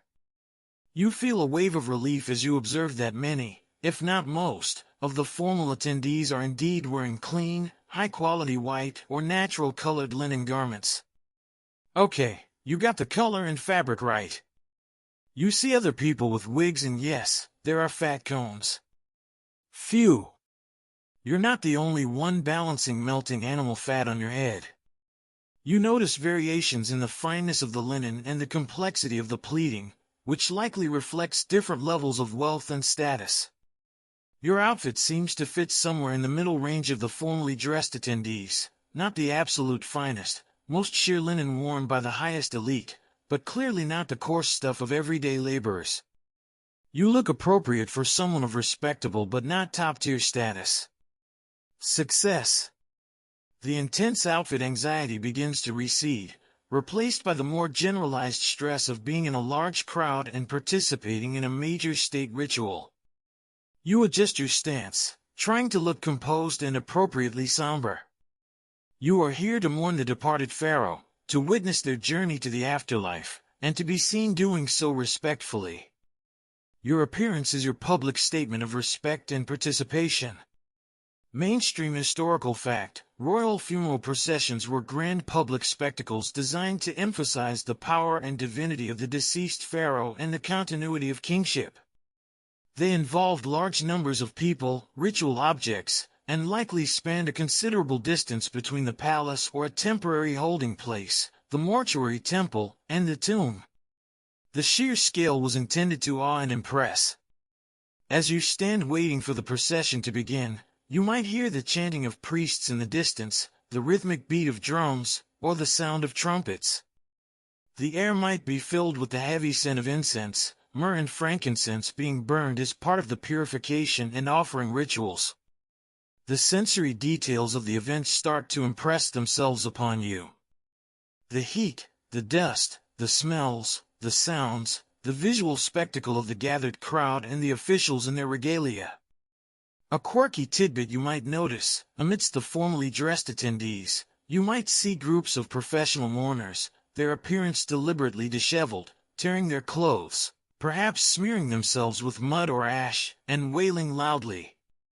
Their performative grief stands in stark contrast to the composed, clean appearance expected of formal guests. It's a reminder that mourning could be expressed in very different ways depending on one's role and status. Historians still argue about the exact sequence and duration of the public procession versus the more private rituals performed by priests and the royal family within the temple and tomb. How much did the general attendees actually witness? How long were they expected to stand or walk in the procession? Your experience depends on the specific details of this particular pharaoh's funeral plan. The procession begins to move. Slowly. Ceremonially. You shuffle forward with the crowd, maintaining your position. You might catch glimpses of the center of the procession, perhaps priests carrying sacred images or ritual objects, officials carrying offerings, and maybe, eventually, the sarcophagus or a representation of it being moved on a sled or carried. The movement is deliberate, punctuated by chants and music. This part of the event is less about individual action and more about collective participation, being one unit among many moving towards a sacred destination. You focus on keeping your balance, especially with that fat cone, maintaining a respectful expression, and trying to absorb the significance of what you are witnessing. You are part of a ritual that has been performed in similar ways for centuries, ensuring the stability of Egypt and the continued prosperity brought by a successful royal transition to the afterlife. You might exchange quiet words with the people next to you, a nod, a shared weary look about the heat, a comment on the solemnity of the occasion. You are strangers united by this shared experience, this required attendance at the ultimate state funeral. As you walk, the weight of your pack, which you hopefully left at your lodging and are not carrying in your funeral rites, unless it contained your offering, is replaced by the physical effort of walking slowly in the heat, maintaining posture, and navigating the crowd. Your focus is no longer on getting the outfit right, but on wearing it correctly and participating appropriately in the moment. You pass by monuments, perhaps statues of previous pharaohs, temples you might recognize. The path is likely cleared and possibly lined with flowers or greenery in places, a temporary transformation of the route for this sacred passage. The air is thick with incense and the scent of the fat cones. You approach the mortuary temple, a monumental structure built specifically for the worship of the deceased pharaoh and the performance of funerary rituals. This is the destination for the first major part of the ceremony. The entrance looms ahead, grand and imposing, decorated with reliefs and statues. The crowd funnels towards it, the sounds of chanting and music growing louder. You are about to enter a sacred space, and your careful preparation feels even more justified. You are ready to witness the rituals performed within the temple walls, knowing that at least your outward appearance is respectful and correct. The social minefield of the outfit has been successfully navigated, replaced by the solemnity and mystery of the temple rites. The vast stone gateway of the mortuary temple looms ahead, its pylons perhaps decorated with colorful reliefs depicting the pharaoh making offerings to the gods or triumphing over enemies. The procession you are part of flows through the entrance, moving from the bright, dusty sunlight outside into the cooler, shaded courtyard within. The air here feels different, heavier with the scent of incense and the low murmur of voices and ritual chanting. You find yourself in a large courtyard, perhaps surrounded by colonnades. More people are gathered here, priests moving with purpose, temple staff, and other attendees who arrived earlier or joined the procession closer to the temple. You take a moment to orient yourself, taking in the scene. Your white linen garment feels appropriate in this sacred space, a stark contrast to the colorful murals on the walls and the deeper shades of the stone itself. Your amulets feel cool and grounding against your skin. You try to keep your fat cone from melting too conspicuously, maintaining a dignified posture. The main focus of the activity seems to be centered deeper within the temple complex, perhaps in a hypostyle hall or sanctuary. Priests, clad in their distinctive white robes and sometimes animal masks, like the jackal mask of Anubis, god of mummification and the afterlife, are performing rituals. You can see them in the distance, their movements precise and symbolic. Offerings are being presented, tables laden with food, jars of liquid, bundles of linen, incense burners sending thick plumes of smoke into the air. Mainstream historical fact: mortuary temples were dedicated to the cult of the deceased pharaoh and were places where priests and family members would perform daily rituals and present offerings to sustain the pharaoh's spirit, Ka, in the afterlife. These temples were often separate from the actual tomb, which was usually hidden away in the desert or a valley for security. You and the other general attendees are likely positioned in a less sacred area, perhaps the outer courtyard or a public hall, allowed to observe parts of the ceremonies but not necessarily participate directly in the most sacred rites performed in the inner sanctuaries. Your role is primarily as a witness, a representative of the populace showing respect and support for the pharaoh's successful transition to the divine realm. You watch as offerings are presented. Cattle, geese, bread, beer, wine, fruit, all the things the pharaoh will need for sustenance in the afterlife. Priests chant prayers and perform symbolic actions, purifying the offerings and presenting them to the statues or representations of the deceased ruler and the relevant gods, like Osiris, Anubis, and Ra. The air is thick with the aroma of roasting meat, part of the offerings, and the pervasive, slightly narcotic scent of frankincense and myrrh. Historians still argue about the extent to which these mortuary temple rituals were understood or witnessed by the general populace versus being esoteric rites performed only by initiated priests. How much information about the specific prayers or symbolic actions was publicly available? Your experience as an attendee is likely one of witnessing a grand, impressive spectacle whose deepest meanings might remain partially veiled to you. A quirky tidbit: some offerings weren't just symbolic, they were consumed by the priests and temple staff after the rituals were complete. It was a way of redistributing wealth and sustaining the temple personnel. So, while the offerings were ostensibly for the deceased, they also played a practical role in supporting the living who served the funerary cult. Makes you wonder if anyone ever had a particularly succulent roasted goose during the ceremony, looking forward to the post-ritual feast. You stand among the crowd, trying to maintain your composure. The heat, even in the shaded courtyard, is significant, and you feel your fat cone slowly doing its job, releasing its fragrance, and maybe a little greasy trickle down your neck. Try not to visibly react. You shift your weight, careful not to bump into your neighbors. You observe the priests, the flow of the ceremony, the expressions of the other attendees. Some appear deeply devout, others perhaps a bit bored, and surely some, like you, are a mix of respectful attention and quiet social anxiety. Maybe you exchange a quiet, respectful greeting with someone you know, a fellow townsfolk who also received a summons. A brief nod, a shared look that says, "Well, here we are." You are all navigating this required participation together. The sounds of the ceremony wash over you, the rhythmic chanting, the music, the occasional louder pronouncements of the head priest. It's hypnotic in a way, designed to create a sacred atmosphere. You feel a sense of being part of something ancient and powerful, a ritual that connects the living, the dead, and the gods. Your specific anxieties about your outfit start to fade into the background, replaced by the sheer weight and presence of the event itself. You might be here for a while, observing different stages of the temple rituals. There might be processions within the temple complex, moving from one area to another. More offerings might be presented. Hymns might be sung to the deceased pharaoh and the gods of the afterlife. As the temple ceremonies begin to conclude, the focus shifts. The ultimate destination of the funeral is the tomb itself, where the mummified body of the pharaoh will be laid to rest. Leaving the mortuary temple is the next step in the journey.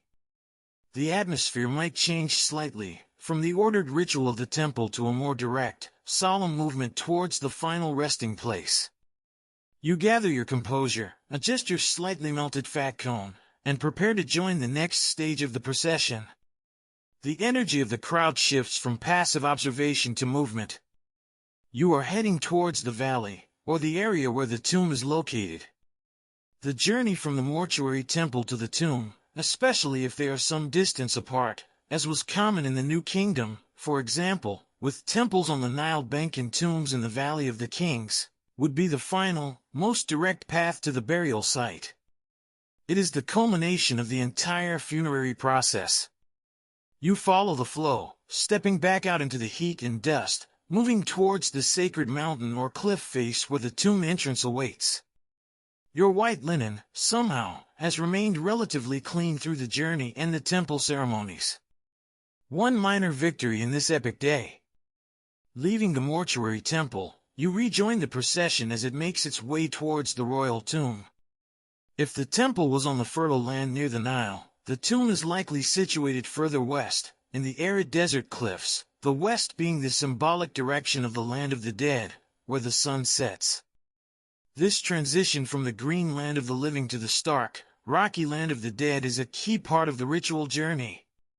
The procession route is likely through the desert landscape. The heat is more intense here, reflecting off the bare rock and sand. Dust kicked up by thousands of feet, perhaps accompanied by the movement of heavy objects like the sarcophagus on a sled, adds to the discomfort. Your fine white linen, which survived the temple relatively unscathed, is now subjected to the relentless desert environment. You try to walk carefully, avoiding stray rocks or patches of deep sand. The atmosphere of the procession is intensely solemn now. The chanting might continue, perhaps with a more mournful or powerful tone. You might hear the rhythmic sounds of the sled dragging the sarcophagus, a deep, grating sound against the stone or packed earth. This is the final journey of the pharaoh's body to its eternal resting place. Everyone present understands the gravity of this moment. You walk with the crowd, feeling the weight of the occasion. Your role as an attendee is simply to be present, to walk the path, to witness this critical transition. You might look around at the landscape, the imposing cliffs where tombs are carved, the sense of isolation and permanence of the desert. It contrasts sharply with the vibrant life along the Nile. Mainstream historical fact: in periods like the New Kingdom, pharaohs were buried in hidden tombs in locations like the Valley of the Kings to protect them from tomb robbers, while their mortuary temples were built separately, closer to the Nile, for access and the ongoing maintenance of their cult. This physical separation reinforced the symbolic journey from the land of the living to the land of the dead. As you approach the area of the tombs, perhaps a specific valley or cliff face, you see the entrance. For a royal tomb, this entrance would be grand and well prepared, even if the tomb itself is hidden deep within the rock. It might be marked by significant rock formations, perhaps with temporary structures erected for the funeral ceremonies. Guards would be present, ensuring security for the final, most vulnerable stage of the burial process. Historians still argue about the degree of access ordinary attendees had to the actual tomb entrance and the rituals performed there. Were people of your status allowed to approach the entrance itself, or did the public procession conclude at a designated viewing area some distance away, while only priests and the highest officials entered the tomb? Your experience would depend on the specific pharaoh, the era, and the planned protocol. For our purposes, let's assume you are permitted to approach the entrance area, witnessing the final, public-facing elements of the burial rites before the tomb is sealed. You might see the sarcophagus being carefully maneuvered towards the entrance. You might see priests performing final purification rituals around the entrance or on the sarcophagus itself. More incense might be burned, the air thick with its scent. The chanting reaches a crescendo. This is the moment of separation, the body being committed to the earth, or rather, the rock, for its journey to the afterlife. A quirky tidbit about tomb entrances: royal tombs were often incredibly complex, with long corridors, false passages, and burial chambers decorated with elaborate paintings and texts from funerary spells like the Book of the Dead or the Amjuad, Book of that which is in the underworld. The entrance you see is just the beginning of this elaborate subterranean palace for the deceased. You wouldn't get to see all that. That was for the pharaoh and their spirit. You're just seeing the front door, essentially. You stand and watch, part of the silent, observing crowd. The sounds of the rituals, the sight of the sarcophagus disappearing into the earth, the knowledge of what is happening deep within the rock, it's a powerful moment. The physical presence of the pharaoh is being removed from the world of the living, entrusted to the care of the gods and the rituals of the funerary cult. As the final rites at the entrance conclude, you might see priests or workers beginning the process of sealing the tomb entrance. This was a crucial step to protect the tomb and its contents from robbers and to ritually separate the living from the dead. Large stone blocks might be maneuvered into place, closing off the opening. This act marks the completion of the public funeral process. The pharaoh is laid to rest. You might feel a sense of closure, or perhaps just exhaustion. You've traveled, you've prepared, you've walked in a solemn procession, you've witnessed the temple rites, and now you've seen the tomb sealed. You've fulfilled your obligation. Your white linen, while maybe a little dusty now, is still respectable. Your fat cone is probably significantly diminished, its scent mingling with the desert air and the lingering incense. Historians still debate the timeline and staging of events. Did attendees disperse immediately after the tomb sealing, or were there further communal activities planned? The transition from the profound solemnity of the burial to whatever came next is a shift you now face. You've been part of this intensely focused ritual. What happens now? Does everyone just turn around and go home? Probably not immediately. There was often a funerary feast. You look around at the other attendees. There's a sense of the tension easing, the peak solemnity having passed. People begin to stir, murmuring quietly. It's time to transition from the act of burying the pharaoh to the act of celebrating their passage and, perhaps, acknowledging the transition of kingship to the new ruler. Yes, the funerary feast. A traditional part of Egyptian funerals, even royal ones, designed to celebrate life, provide offerings, and bring the community together after the period of intense mourning and ritual. Your mind, perhaps weary from solemnity and heat, drifts to the prospect of food and drink. This might be the reward for successfully navigating the funeral's social and sartorial challenges. The final stone is maneuvered into place, sealing the entrance to the royal tomb. The sound echoes slightly in the quiet desert air. The intensity of the moment, the culmination of the funeral rituals, begins to subside. You are left standing in the dusty necropolis area, surrounded by the impressive cliffs and the vast, empty landscape, alongside hundreds, perhaps thousands, of other attendees. The physical body of the pharaoh is now sequestered in the rock, embarked on its spiritual journey. What happens next? Do people just politely say goodbye and trek back home? Unlikely. In ancient Egypt, funerals, especially those for someone important, often concluded with a funerary feast. This wasn't just a mournful gathering, it was a celebration of the life of the deceased, a communal meal shared between the living and, symbolically, with the spirit of the departed. It was a way to reaffirm social bonds, ensure the deceased was remembered and sustained through offerings, and transition from the period of intense ritual to a return to normal life under the new ruler. You and the other attendees would likely be directed towards a designated area for this feast. This might be within the mortuary temple complex itself, in courtyards or halls spacious enough to accommodate a large number of people, or perhaps in a temporary structure erected nearby. As you move towards this area, the atmosphere shifts. The profound solemnity doesn't vanish entirely, but it's tempered by the prospect of communal gathering and the provision of food and drink. Imagine arriving at the feast location. Long tables might be set up, or people might gather in smaller groups. Servants or temple staff would be busy distributing food and drink. The air fills with the aroma of cooked meat, perhaps some of the offerings that were presented earlier, freshly baked bread, and the tang of beer or wine. After the long, hot, and emotionally taxing journey and ceremony, the prospect of sustenance is incredibly appealing. Mainstream historical fact: funerary feasts were a well-established practice in ancient Egypt, depicted in tomb paintings and mentioned in texts.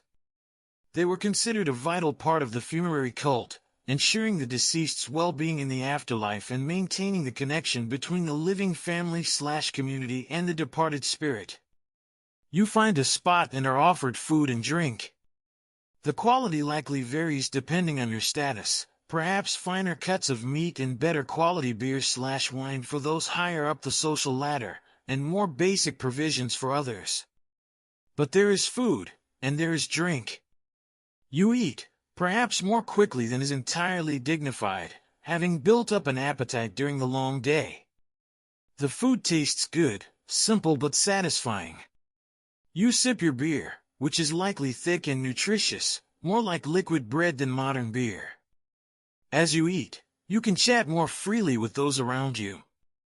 The conversation is probably still focused on the funeral, the grandeur of the procession, the solemnity of the rituals, comments on the heat or the dust. You might discuss your journey, the logistics of getting here. This is a chance to network, subtly reinforce your social connections, and discuss the implications of the new pharaoh's reign. You can politely comment on the quality of the ceremony or the scale of the event, showing your appreciation and respect. Your white linen garment, perhaps slightly dusty, is still looking presentable. You've successfully navigated the sartorial challenge and now you are reaping the rewards in the form of a communal meal. Your fat cone is probably just a memory at this point, having melted away, leaving its fragrance behind. You adjust your amulets, perhaps feeling their protective presence as you mingle. Historians still argue about the exact nature and duration of these feasts. Were they brief, functional meals, or did they sometimes involve music, entertainment, and extended periods of revelry?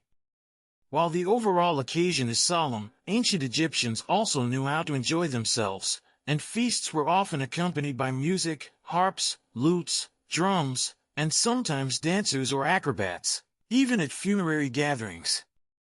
Was this level of entertainment present at a royal funeral feast, or would it be more subdued? You scan the area. Are there musicians? It would be a welcome relief after the intense solemnity. A quirky tidbit about ancient Egyptian feasts: guests were often depicted in tomb paintings wearing their finest clothing, like your white linen, sometimes with servants placing perfumed cones on their heads or anointing them with oils during the feast itself. This reinforces the idea that appearance remained important, even during a communal meal, and that such gatherings were social as well as ritualistic events. You share a light joke with someone nearby, maybe about the heat, or perhaps the sheer number of steps involved in the procession. Anything to break the tension of the day. It's okay now, the most sacred rites are complete, the pharaoh is safely, hopefully, on their way to the afterlife, and the focus is shifting back towards the world of the living. The feast continues. People are talking, eating, drinking. The collective anxiety of the main ceremony dissipates, replaced by the relaxed energy of a shared meal. You feel a sense of accomplishment. You came, you saw, you participated appropriately, and you didn't embarrass yourself with a fashion disaster. Your preparation paid off. As the sun begins to lower towards the western cliffs, casting long shadows across the desert, the feast starts to wind down. People are finishing their meals, conversation softens. There's a sense of conclusion, of the event being truly over. Attendees begin to gather their few belongings, preparing for the journey home. You finish your last bite of bread or sip of beer. You look around at the scene, the setting sun illuminating the mortuary temple and the distant, sealed tomb. It's a powerful image, a reminder of the scale and significance of the event you just witnessed. You have participated in a moment of history, the transition of a god-king to the afterlife. Now comes the final stage of your experience, the journey back home. Tired, perhaps a little dusty despite your best efforts, and mentally drained by the intensity and social demands of the past few days, you need to leave the necropolis area and make your way back to your ordinary life. The challenge now is the return journey, and settling back into the familiar rhythms of home after such an extraordinary disruption. You stand up, smooth down your white linen garment, and prepare to face the road, or river, once more, this time heading east, back towards the land of the living. The funerary feast is winding down as the desert sun dips towards the horizon, painting the sky in hues of orange and purple. You've eaten, you've drunk, you've mingled politely. The intense focus and anxiety of the funeral ceremony itself have dissipated, replaced by a sense of weary satisfaction. You survived. You were appropriately dressed. You witnessed the solemn rites. Now, like the spirit of the Pharaoh journeying west, your journey takes you back east, towards the land of the living, back to your home. Gathering your minimal belongings, your travel pack, perhaps a small token from the feast if that was allowed, and of course, ensuring you still have your amulets on, you join the flow of people leaving the necropolis area. Some might be heading back to their temporary lodging in the nearby city for the night before beginning the longer journey, while others might be setting off immediately if their home is relatively close or they are in a hurry. Let's assume you decide to head back to your lodging for the night. The walk back from the necropolis area to the city is less formal than the procession, people walking in smaller groups, chatting more casually. The white linen that felt so crucial and pristine this morning is now just a garment you're wearing, probably bearing a few signs of the day, a faint dust line, maybe a small smudge from the feast. You don't care quite as much now, the main event is over.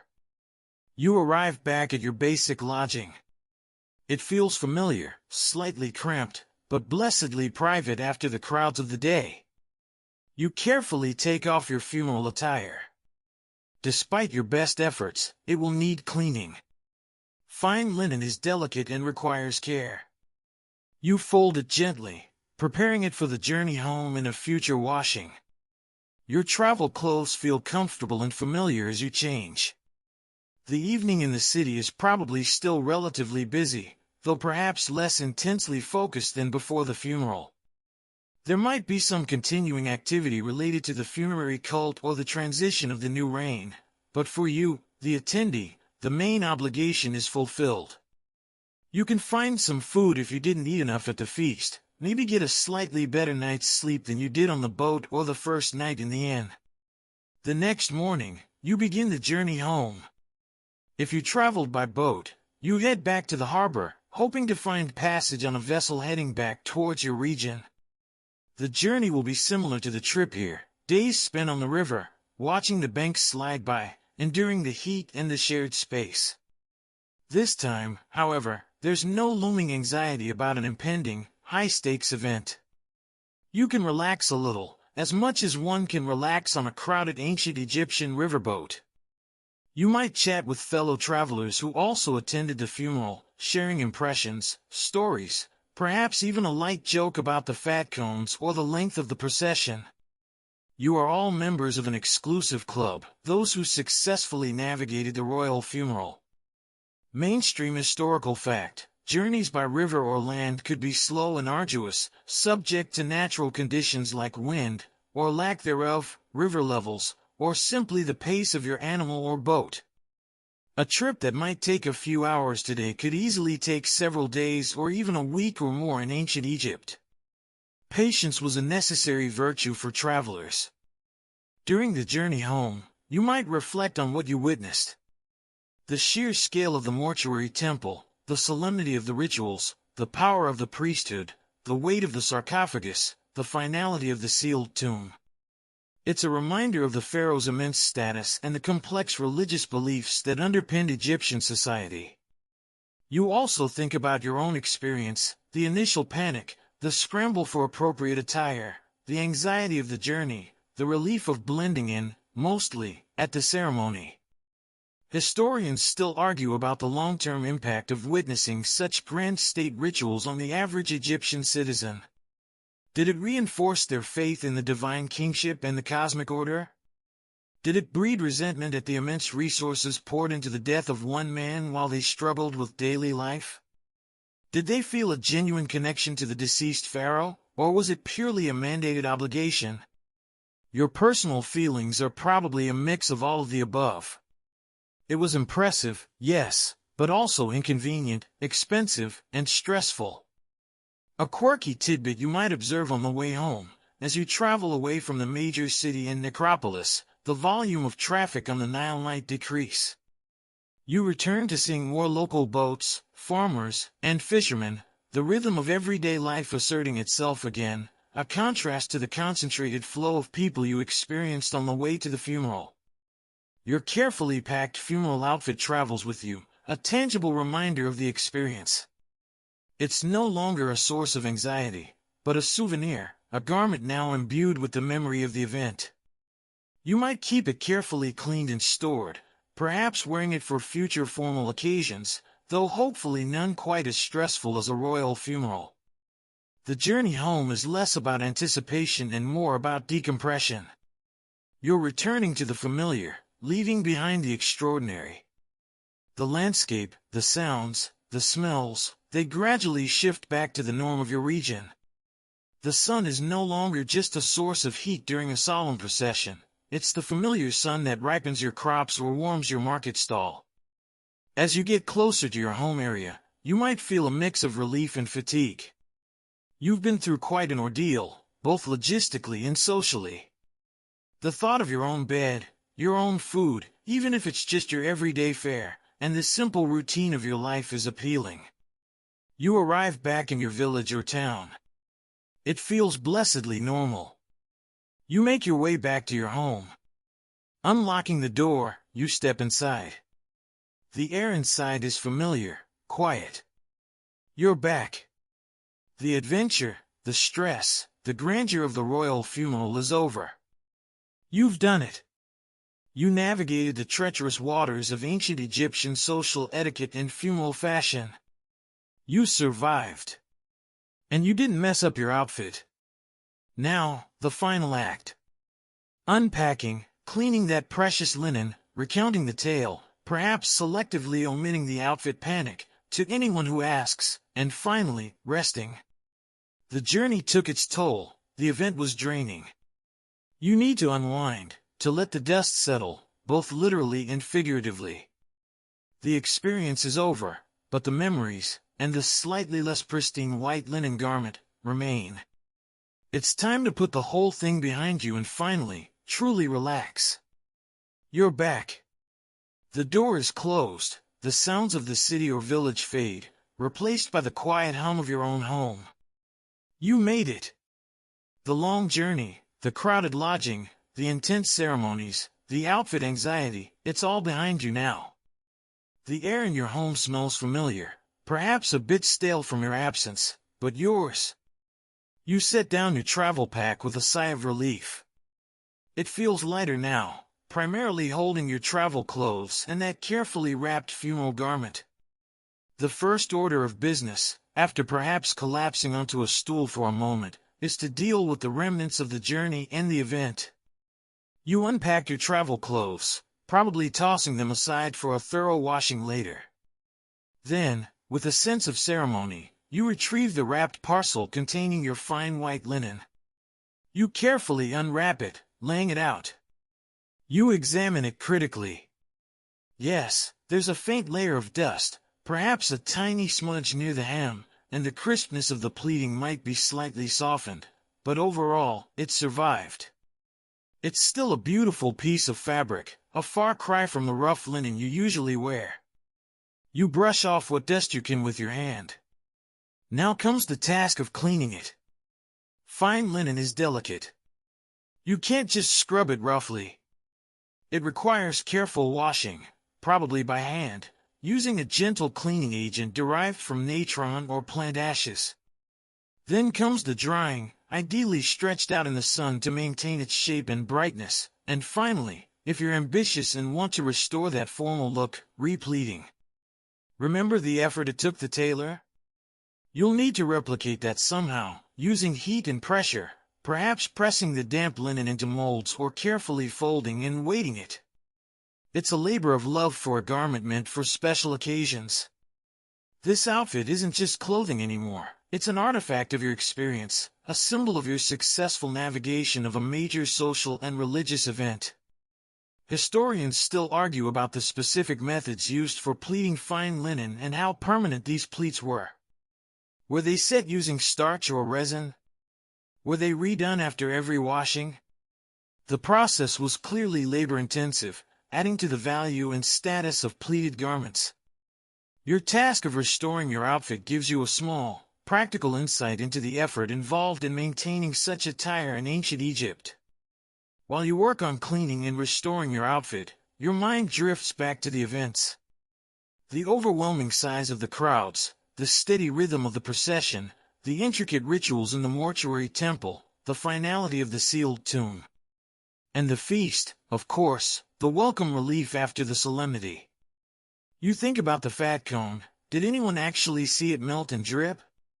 Probably not noticeably, you hope. The amulets you wore still feel comforting, even now that the perceived dangers of the funeral ritual are past. They are part of your everyday wear anyway, silent protectors in a world full of uncertainty. A quirky tidbit you might remember with a slight smile, seeing one of the professional mourners trip slightly during the procession, breaking their dramatic wail for just a second before recovering. Even in the midst of profound ritual, small, mundane things happen. Or maybe you recall a particularly loud donkey braying just as a priest was about to chant something important. Little moments of unintended levity in a heavy day. Gotta appreciate those. You might recount your experiences to family or neighbors. You'll focus on the grandeur, the importance of the event, the feeling of being part of something so significant. You'll probably downplay the stress, the cost of the outfit, the discomfort of the journey, and definitely the fat cone anxiety. You'll emphasize your proper appearance, the respect you showed, the important people you might have glimpsed. You successfully performed your required social role, and that's the story you'll tell. Mainstream historical fact: the successful completion of a royal funeral and the proper transition of the deceased ruler to the afterlife were considered vital for the continued prosperity and stability of Egypt. By attending and participating appropriately, you were seen as contributing to this cosmic order, fulfilling a civic and religious duty. Your home feels peaceful after the intensity of the past few days. The familiar sights and sounds are grounding. The worries about fabric quality and proper headwear fade back into the realm of slightly absurd memories. You are back to your normal life, with its own set of daily concerns, work, family, providing for yourself. But for a brief period, you stepped into a different sphere, the world of gods and kings, ritual and bureaucracy, life and death on a cosmic scale. Historians still argue whether the requirement for attendance at royal funerals was primarily a genuine expression of national mourning and religious belief, or a politically motivated display of state power and control, ensuring loyalty to the new ruler by requiring participation in this central state ritual. Your experience probably gives you a sense of both the genuine solemnity and belief inherent in the rites, alongside the undeniable sense of obligation and required presence. It felt important, but it also felt like something you had to do. As you finish caring for your linen, maybe hanging it to dry, a profound weariness settles over you. The journey and the ceremony were physically and mentally draining. Your feet ache, your eyes feel gritty from dust and sun, your mind is tired from processing so much sensory input and managing your anxiety. All you want to do is rest. The immediate pressure is off. The summons is fulfilled. The outfit was, thankfully, appropriate. You can finally let go of the tension you've been holding for days. The quiet of your home is a welcome balm. You prepare for bed, performing your usual evening rituals, washing, perhaps a final application of oil, dimming the light from your lamp. You lie down on your mat or bed, the familiar surface comforting beneath you. The sounds of the night in your own home are peaceful. No more the rocking of the boat, the noise of the inn, the murmuring of the crowd. Just the sounds of insects outside, perhaps a distant animal call, the gentle creak of your own house settling. You pull your blanket around you. The images of the funeral drift through your mind, the white robes of the priests, the glint of gold on ritual objects, the dark entrance of the tomb, the taste of the feast food. It feels a little surreal, like a dream. A very stressful, well-dressed dream. But it was real. And you handled it. You navigated the complexities, you met the expectations, and you didn't mess up the crucial detail of your outfit. You can finally let go. The fatigue is overwhelming now, a deep, comforting weight settling over you. You close your eyes. The worries of the day, the memories of the funeral, they begin to soften, to blur at the edges. You are safe, you are home, and you are utterly, wonderfully exhausted. Sleep beckons, a deep, well-deserved rest after your unexpected historical adventure. The journey is over. The Pharaoh rests, and so should you. Let the sounds of ancient Egypt fade away, the distant chanting, the rustle of linen, the scent of myrrh and melting fat cones. They are just echoes now, carried away on the gentle breeze of time. Feel the comfort of your own space, the softness of your own bed. Let your breath deepen, slow and steady. The dust of the desert, the heat of the sun, the weight of obligation, let them all drift away. You are here, now, safe and sound. The history is done for tonight. There is nothing left to do, nothing left to worry about. Just rest. Let sleep find you easily, a calm, peaceful descent into stillness. You did well,